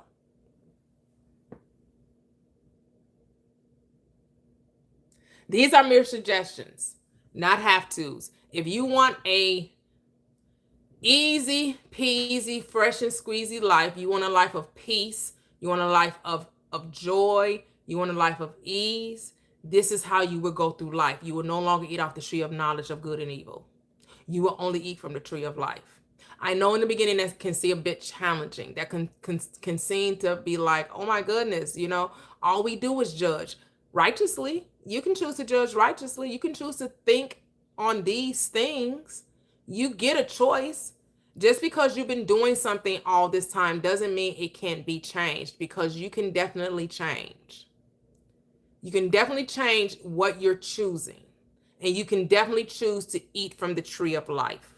To stop eating from, oh, that's bad, or that's wrong, or they shouldn't do it. Why are they doing that? Or, oh my goodness. It's one thing to talk about it, but you can talk about it without judging it, right? You can say, okay, well, yeah, they're asking for money this way, and they're getting people to give money this way, and they're doing this, and not that there's any judgment, but you have to decide in which way you want the money. Is it wrong to share this knowledge and get money from sharing it? Absolutely. Absolutely, it's not wrong. There is no wrongness in that. You don't have to justify it. If that's something that resonates with you, do it. If it's not something that resonates with you, don't do it. You don't have to contort yourself, though, trying to think about how you're going to get money. You don't have to contort yourself. You don't have to strain. You don't have to struggle. If that's not who you are, you need to know who you are. If that's not who you are, you don't got to change for anyone because you think, well, everybody else is doing it. It's not about what everybody else is doing. Like Frank Sinatra said, I'm going to do it my way. When you say I'm going to do it my way, and my way is still going to bring prosperity, even if it goes against what everybody else is doing. And you're not going against everybody else just for the sake of going against. It's just because that's who you are. You're just different. I'm different. Yeah, I'm different. And it's okay to be different. You don't have to go along just to get along. The ways for abundance to come into your experience is infinite. It's infinite ways. And it usually comes in a way that you least expect it.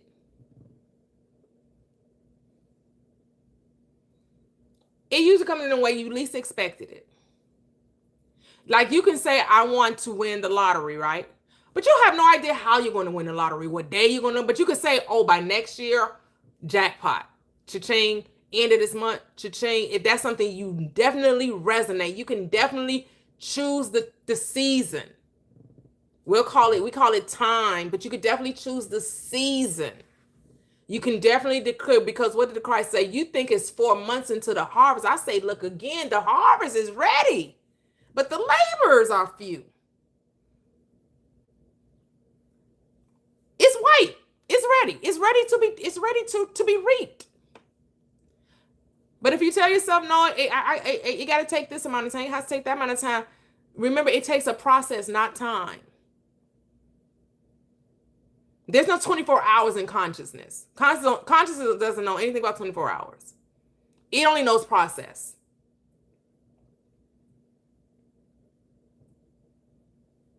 That's what it knows. It knows process. It knows that these things must happen. Thing is, you just don't know what things must happen. So you desire to win the lottery, and you can even say how much you would like to win. You don't know where those numbers, or you can even choose the numbers. Like people have chosen the numbers, right? I'm choosing these specific numbers, right? Some people have chosen this exact amount.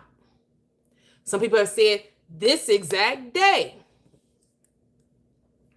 Normally, they don't get them all.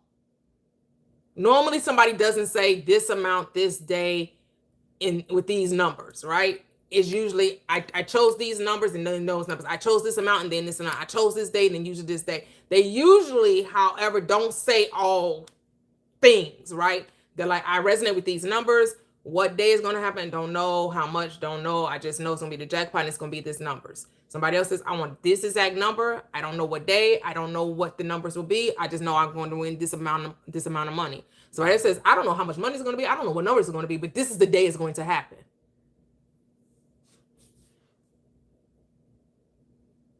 Now you can try to, because all things are possible. All things are possible to them that believe. So you can do exactly. You could say it's going to be these numbers. It's going to be this amount. And it's going to be around this time, this day, this season. You can do that. Nothing's stopping you from doing that. You're God. You get to decide. You're still not going to have every detail down to the wire. You're still not going to have every detail. You may not know when you're going to buy the winning ticket. Because you may decide that I'm going to win it by next summer or the end of by the December such and such. You don't know what day it is that you're going to buy the ticket, what time, what store. You may just found an inkling, and you probably forget all about you chose December 15th. You went about your day, you forget all about it. Here it is, December 11th. You in there, you playing your number. It is the amount you were saying. It happens to be around the date you were thinking. You go in, you purchase a ticket. It could be, who knows, you can do it on the phone. You could do it in person. Like, it's so many. I'm just saying all that. You never know everything in totality. It's some things that are going to be unbeknownst to you. But you can definitely decide certain things surrounding your desire. But once you decide those things, you have to let it go. Now you have to drop the seed. And then go your way in peace. Knowing that it's already done.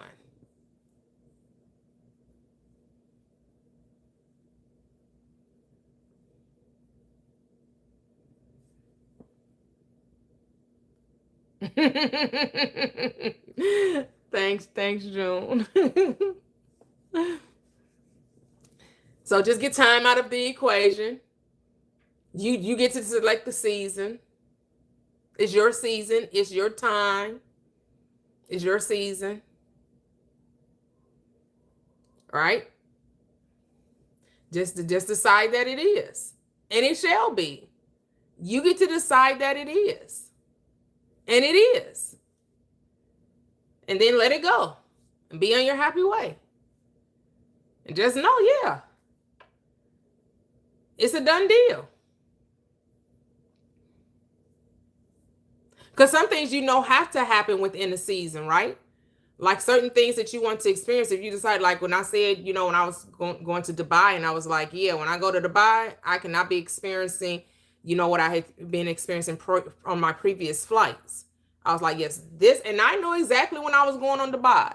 I knew exactly when I was going to Dubai. I knew exactly what time. I knew exactly, but I decided that when I got on that plane for that flight, what I had been experiencing previously just was not going to happen. All right. And then I had decided, I want this particular flight to be upgraded to first class. Well, that mean that it had to happen, but did I know when I was going to be told that it was upgraded? I had no idea. And when I tried to allow my mind to say, maybe they're going to tell me at the gate, I said, no. It's already done. I'm not even going to think about it anymore. And then I was told the night before. It came through text. On the flight to Dubai, I didn't have to imagine what that was like. I had just to decide what it would be like. I decided that it would be enjoyable and I wouldn't have those symptoms.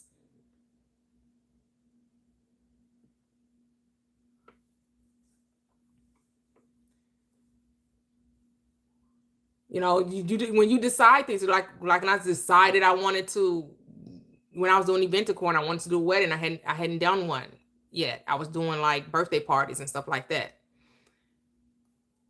Like minutes later, I go into, I didn't even look to see when she sent the message. Is when I recognized that the message was sent. And that was a few minutes later after thinking it. Then I go on my Facebook Messenger and there's the message from my husband's cousin asking me to decorate for her wedding.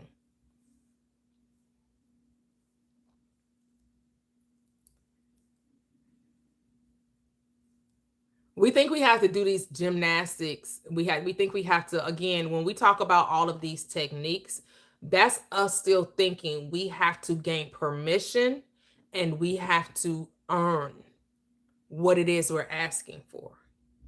But the script tells you is not by works, lest any man should boast. And what do people do? They boast because of their work. Look what I did. Look what I did. Can't you see all the work I put in? Can't you see how much I grinded? Can't you see how long this took me? Right? They're proud about the work. And we're made to feel less than, unworthy if we get something we didn't work for. If it comes too easily, we're told we're not going to appreciate it. Like it's this one guy that I listen to, he talks football and he talks sports, football and basketball. Older gentleman. And he was like, I'm not going to listen to anyone that's didn't have to go through anything in life. I only want to talk to people that have went through something, who had to struggle with it. And I'm sitting up there thinking, you know, he's a white teapot. Like, how much struggle did you really go through? And because all these people that claim struggle, like, did y'all really struggle? And then they try to tell you stories that may appear to be struggle, but you wasn't there. You don't know if they really struggled or not. But it sounds good because we as human beings like the zero to hero story. We don't, for whatever reason, well, it's not for whatever reason, but we've been conditioned so much to think that easy is wrong, that the easy path is wrong, that you should only be celebrated if there was a struggle there.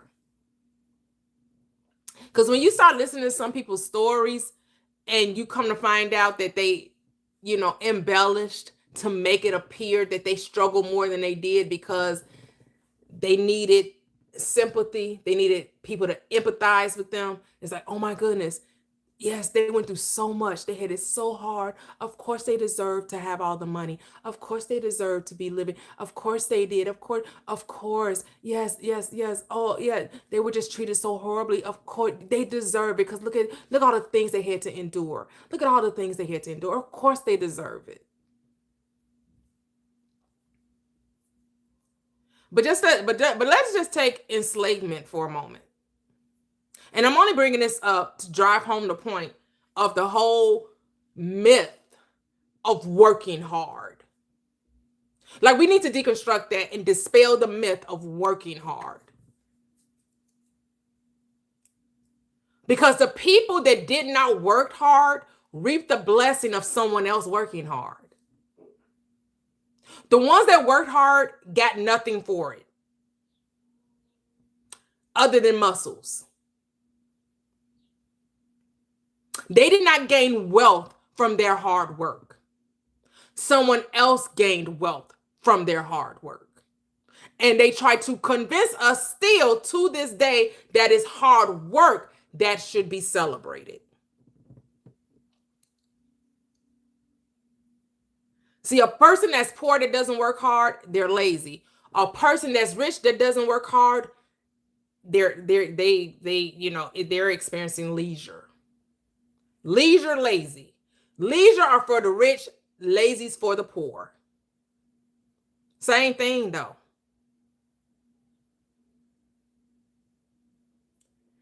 As a poor person, you don't get the right to be lazy. As a rich person, you can be lazy all the hell you want.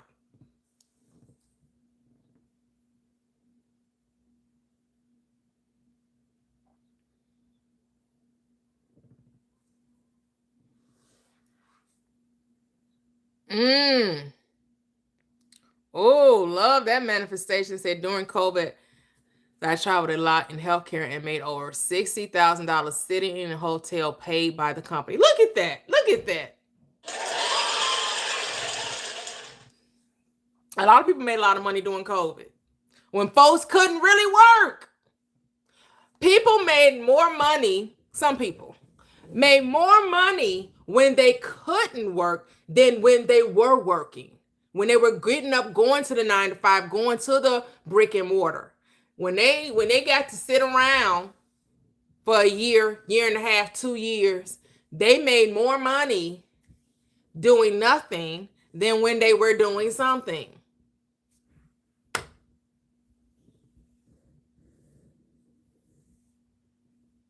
No wonder something's easy.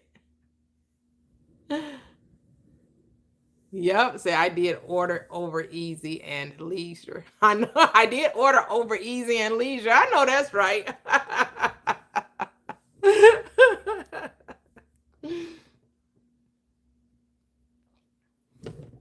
We have to get out of we have to deconstruct from the mentality that working hard is the way.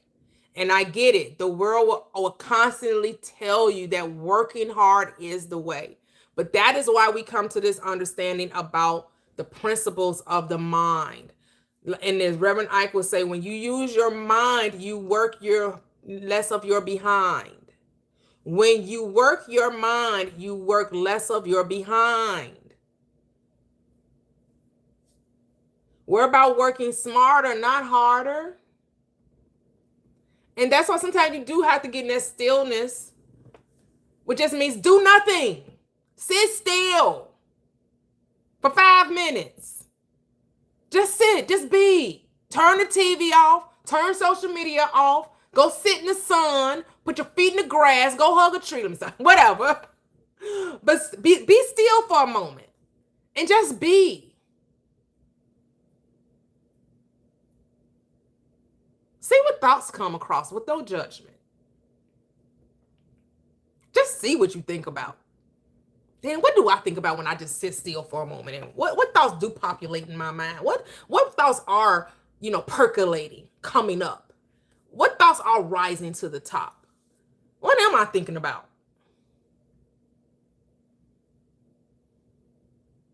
With no judgment. We're not here to judge the thoughts. We're just here to pay attention to them.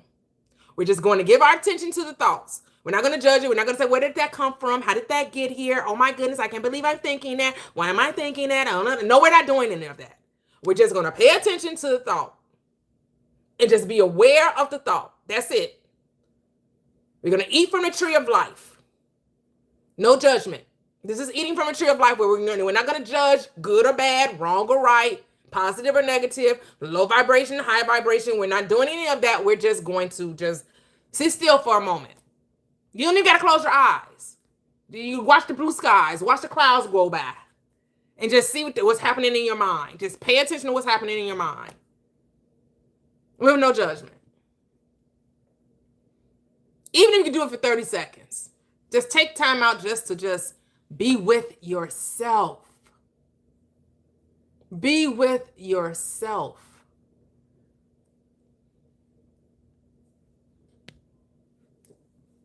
It's okay to be with yourself because you're never alone. You're with yourself. Be with yourself. Laugh at yourself. Tell yourself a few jokes. Be funny with yourself. Dance with yourself. Look at yourself. Talk to yourself. Be still with yourself. It's a beautiful day. It's a beautiful day. And then you can ask yourself a question. Now I am that. Now I am this. What now? What now? What is like now that I having the best day ever? The best day ever. You said, like Muji says, take no shape, just be.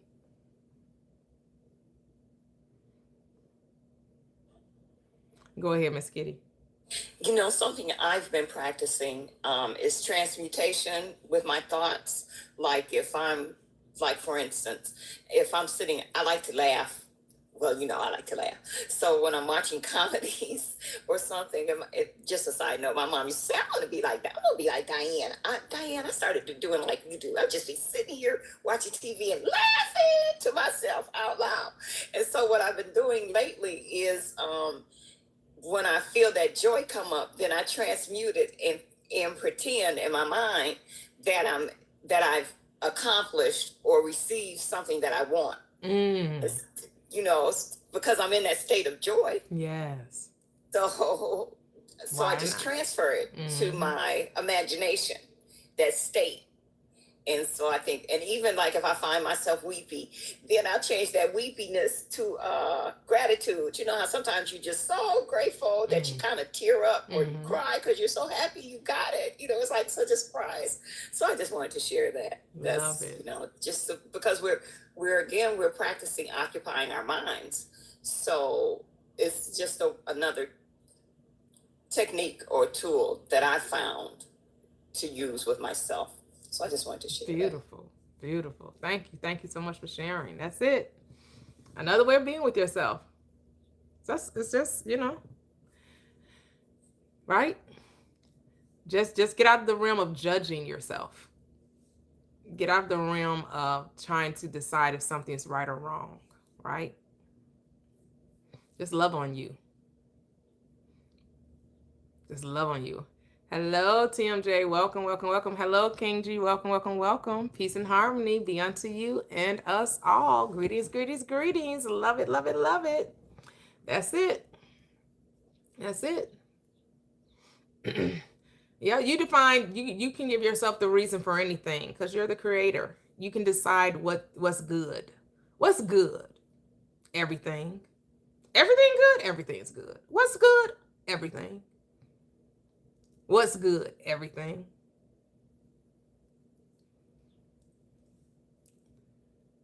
Everything is good. All the time. All the time. Everything is good. It's a beautiful thing. You know, be captivated with your life. Use your mind lovingly on behalf of yourself. And if you're going to think of another, use your mind lovingly on behalf of someone else. Because it's your thoughts. It's your thinking. No one else is thinking for you unless you allow them to. But even then, someone tells you how to think, you're still choosing to think it. You're still choosing to agree with the thought, with the suggestion.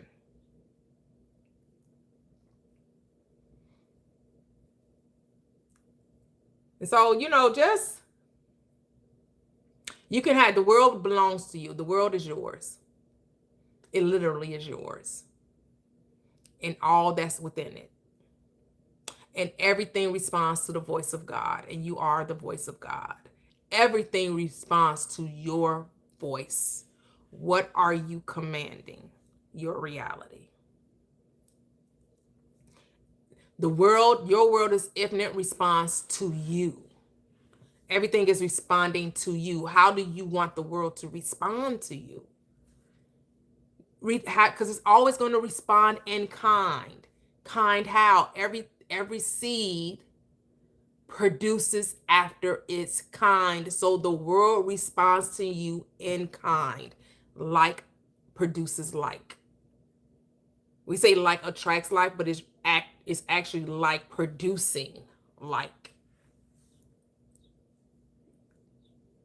This is your production. You are producing what it is you're experiencing. You're the producer, you're the author, you're the director, you're the star. It's your production. What are you producing?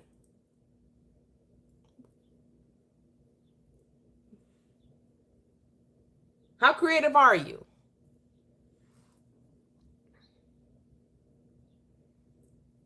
Be creative. You're a creator. That's what you came here to do. You're a creator. You came here to create. Be creative. How creative are you? Play with it. Have fun with your mind. You think of something, you think of a dollar amount you would like to experience, think greater. Then you think that, think greater. Then you think that, then think greater. Then you think that, then think greater. Keep thinking. Like, how far can you keep thinking? Keep thinking, keep thinking, keep expanding.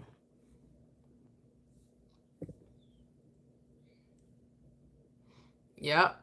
That's beautiful. Hey, she reveals after 50. Welcome, welcome, welcome.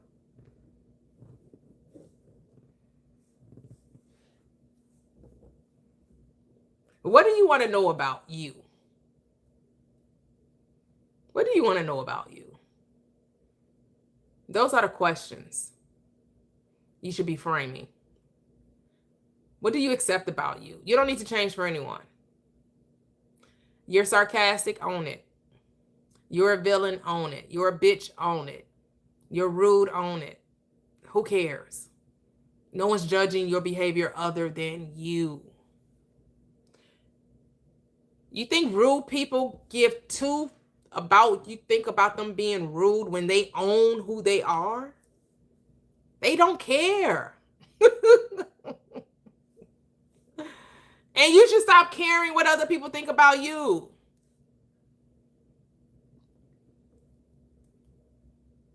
You don't have to be nice and kind. That's a myth.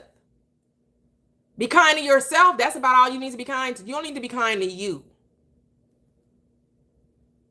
There is no right or wrong way to be. Now, you're going to have, because here's the thing, no matter who you are, people are, the world is always going to operate from the tree of knowledge of good and evil. So no matter what you do, you'll never please everybody. You can be the kindest thing going, and people are still going to try to find some way to say, well, because the world is a world of duality. And so you're working from the world of life. So you don't care what the world thinks. The mass mind, they all over the place. They don't know what's going on. What's going on? What's going on? Oh. But you can operate from the state, I only see the good.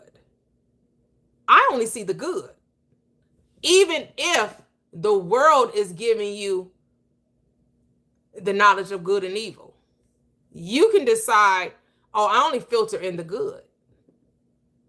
So even if somebody comes and tell you, girl, you know what they're saying about you? You like, I don't care. Let them talk. Let's give them something to talk about. Talking about love.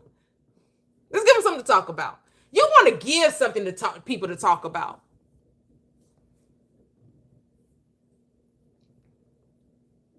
Because that means you showed up and you showed out. You stepping into your truth.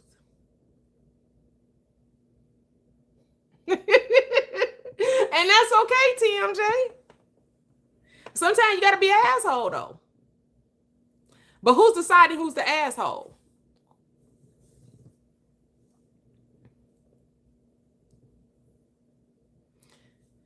There's nothing wrong with being a villain. Villains need love too.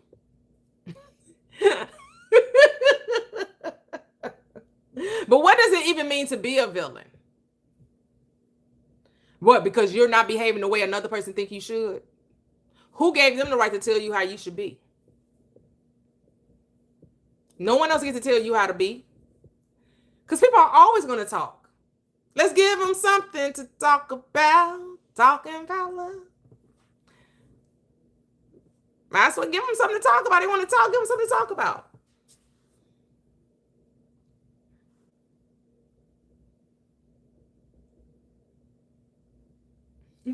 Yes, that Eddie Kendrick song. Just my imagination once again. Say the lyrics to that song are deep. Okay. You just recently listened to it, can't you? Hey, Glazed. How are you? How are you, beautiful? It's about who do you want to be. Everybody has a role. Also, so when I was talking about, I was watching the stuff on Netflix about queens, right? And I was reminiscing on this line that I heard in the in another television series. I think it was called The Abbey, based in I think the UK, Britain. I think that's where it's based in. And it was about the royals or the nobility. It probably was nobility, not royals, probably the nobility. And one of the guys was being he didn't know he was noble. He was just coming into that place, or to that knowing that that's what he was, and he was totally against being cared for or things being done for him. And the guy that was like introducing him and helping him become comfortable with having, servants and butlers and everything, and someone's dressing him. And he said, everybody has their role to play. And so when you're identifying with the kingdom, the royal priesthood, identifying as a king or a queen in your land, you must understand everybody has a role to play in your reality, and allow them to play that role.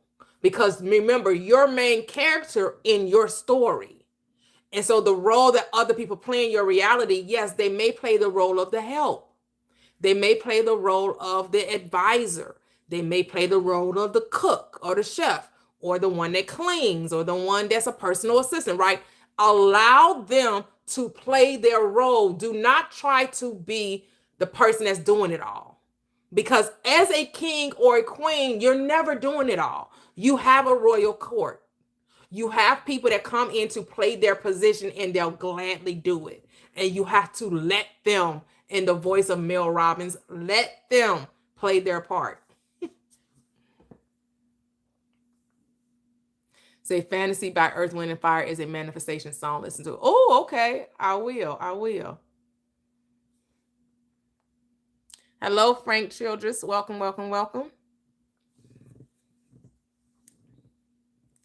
Everybody has a part to play in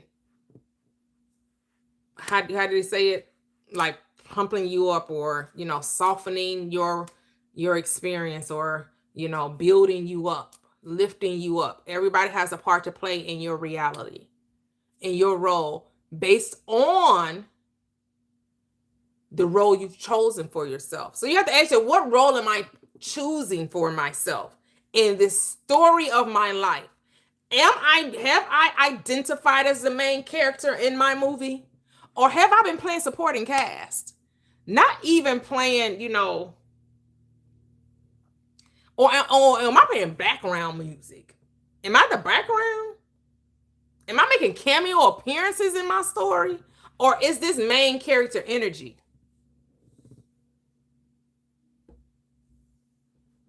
Yep. Candy said Batman was both a villain and a hero. Yes, don't forget, you're both the devil and God. They both have their role in your life. You are Superman and Lex Luthor. You are Batman. Who was against Batman? Was it the Joker? I know he had several, but Joker was like really one of them, right? And you're the main character, and you get to play both roles. So you got to know when to be God and when to be the devil, the doubter, the tempter, the deceiver. Because we do deceive, don't we? We're deceiving our own selves when we say, I am this, and the world is saying, no, you're that. We tell lies all the time. Remember, a lie is just a story you tell. It's just about, can you believe the lie?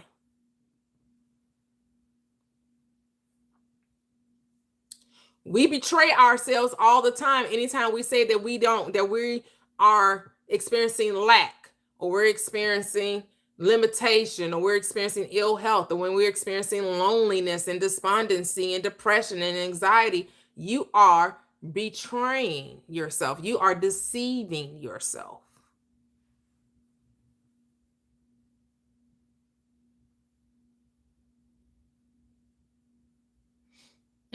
Never a victim.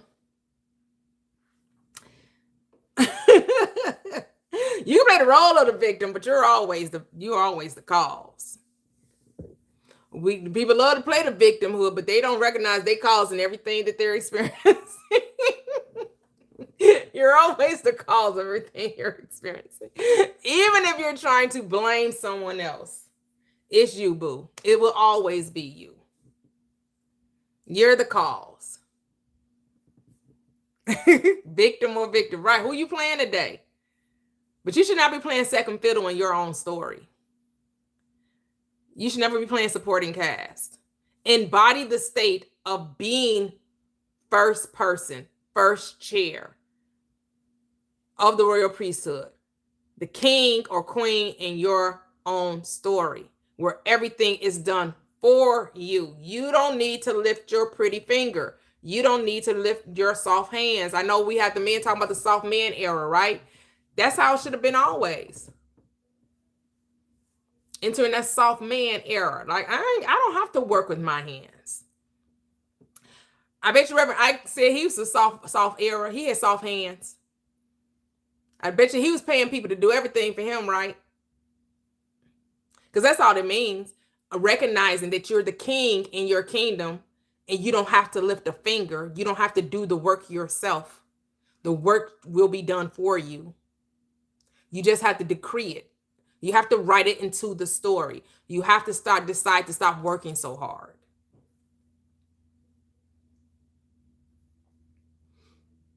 Even if you like to build with your hands, there's always a right and a wrong way. There's always a difficult road and there's always an easy road.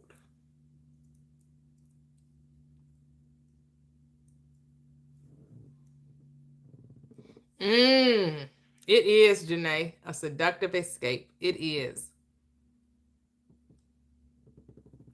But we know that's only because people have no knowledge of self.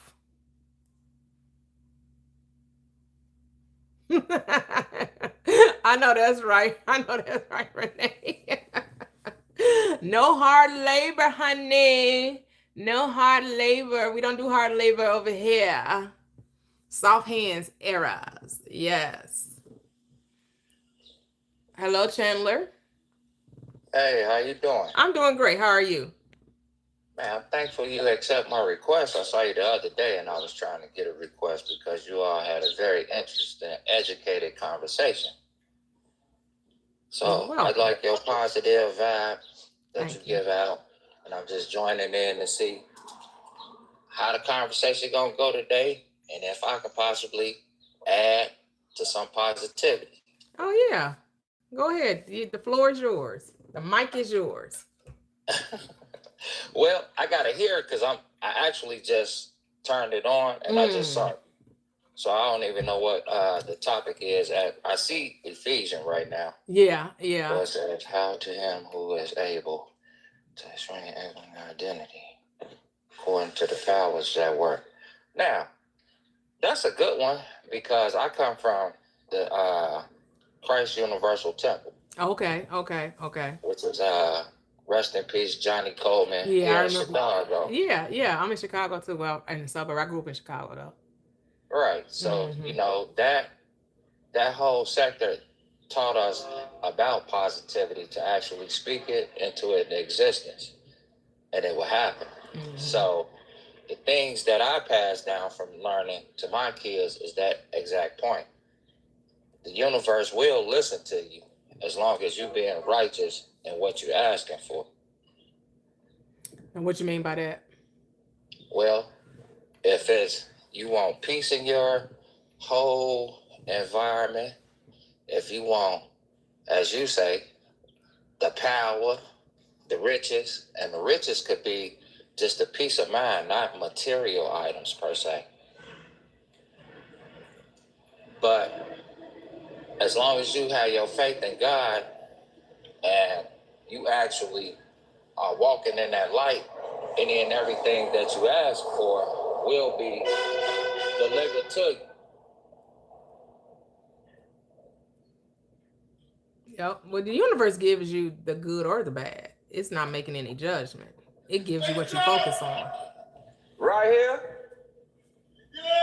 Yeah, I appreciate you. Love.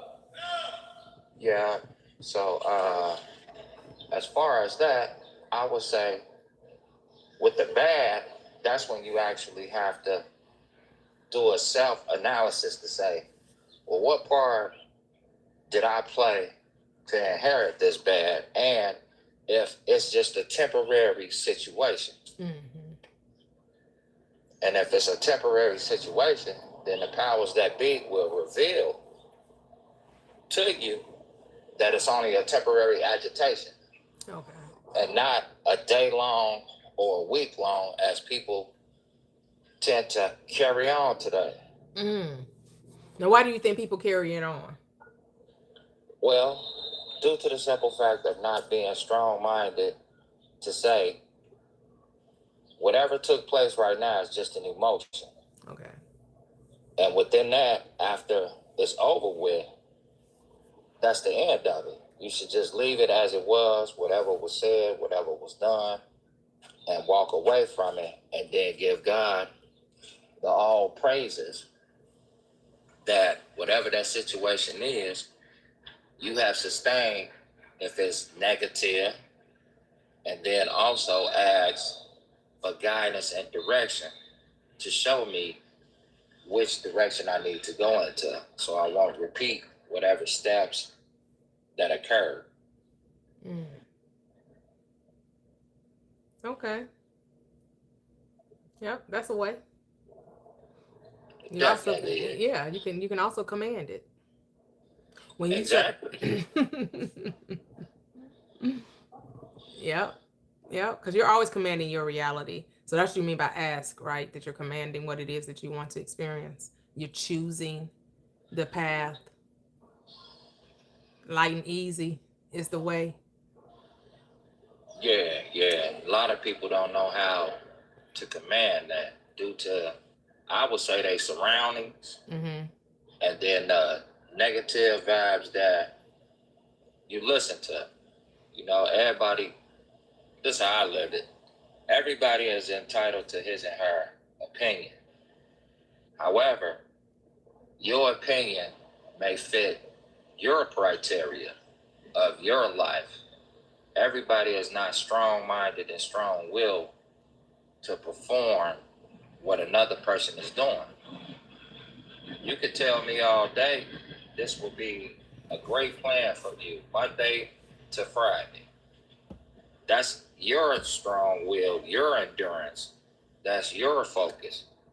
And by you sharing it to another person who say, well, I'm looking for this, I'm looking for that, and they find out, well, this seems to be hard.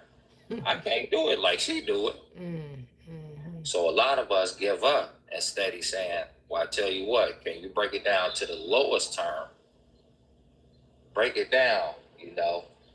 And that right there, I believe it hurts a lot of us because their pride of not wanting to ask, how did you actually get through this storm? You know, I could say, well, I got through my storm just by being isolated from the world and put more focus into reading the Bible and believing that God is going to rescue me. May work for me, but for you or another person say, well, you know, I may need another person's opinion on a continuous basis to ensure that I'm doing the right thing.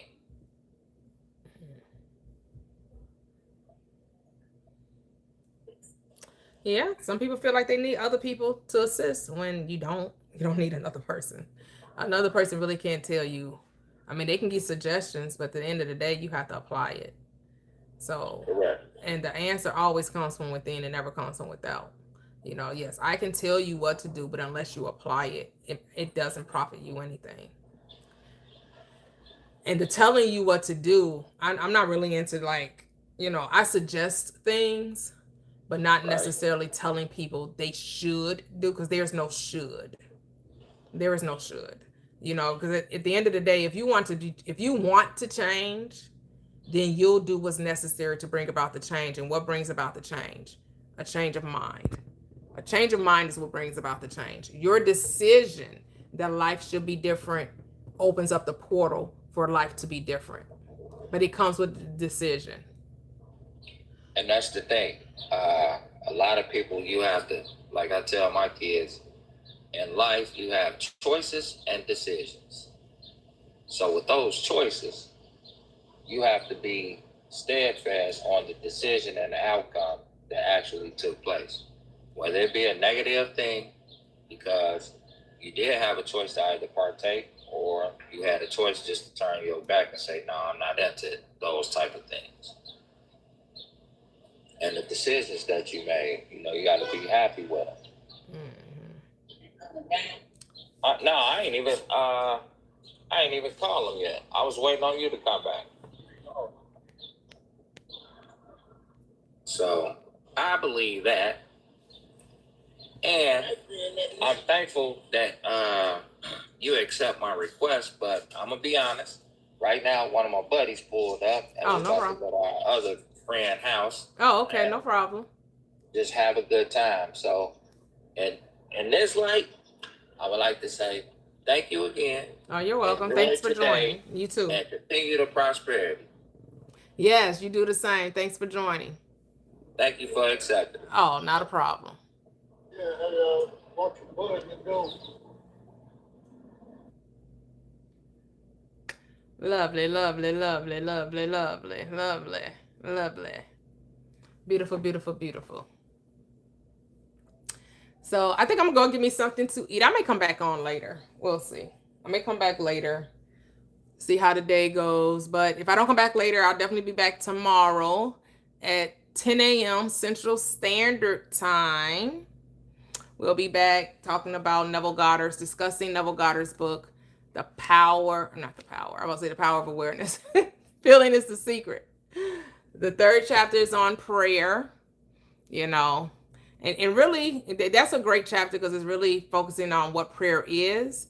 And, you know, prayer is just about acknowledgement and recognition. It has not a thing to do with begging, bargaining, you know, crying. I mean, you can cry. It's nothing against crying, but, you know, sometimes crying is good for you, you know. It's a way of cleansing and restoration and rejuvenation. So, but you don't have to like try to convince God with tears, because what convinces God the good in you is faith. And your faith comes from your decision. And so once you make a decision, now God, the cause, the source within you has something to work with. It's just looking for instructions from you. And you got to be sure that you're not giving double-minded instructions. Give the instructions that you want, say what it is that you want, and then let it happen. It's really that simple. I know we think it needs to be something more, and so we use all these different things to talk about the simplicity of this, but it really is just that simple. Make a choice and then let it happen. It's really not anything more than that. It's just make a choice, then let it happen. And I get it. Some people don't know what they want, so they have to do some things to figure out what it is they want. But even if it's just, I just want to be happy, I just want to experience joy, I just want to be at peace, it can be that general. And when you choose peace, when you seek peace, when you pursue peace, you will what? You will find it. Because you'll get the path, because what? It's already within you. It's in you. It's not outside of you. It's in you. It's in you. You don't have to wait for something to happen to experience peace. You don't have to wait for the money to come to experience abundance. You don't have to wait for you to get the significant other to experience, you know, being loved or feeling wanted. Know that now. Feel that now. Don't wait for the thing to happen except that it is this now. And so I will bid you guys adieu. Thank you once again for joining me this morning, this wonderful afternoon. Like I said, I may come back later. We'll see how the day goes. But thank you all for joining. And if I don't catch you tonight, I'll catch you on the flip side in the morning. Have a great rest of your day, guys. Bye-bye.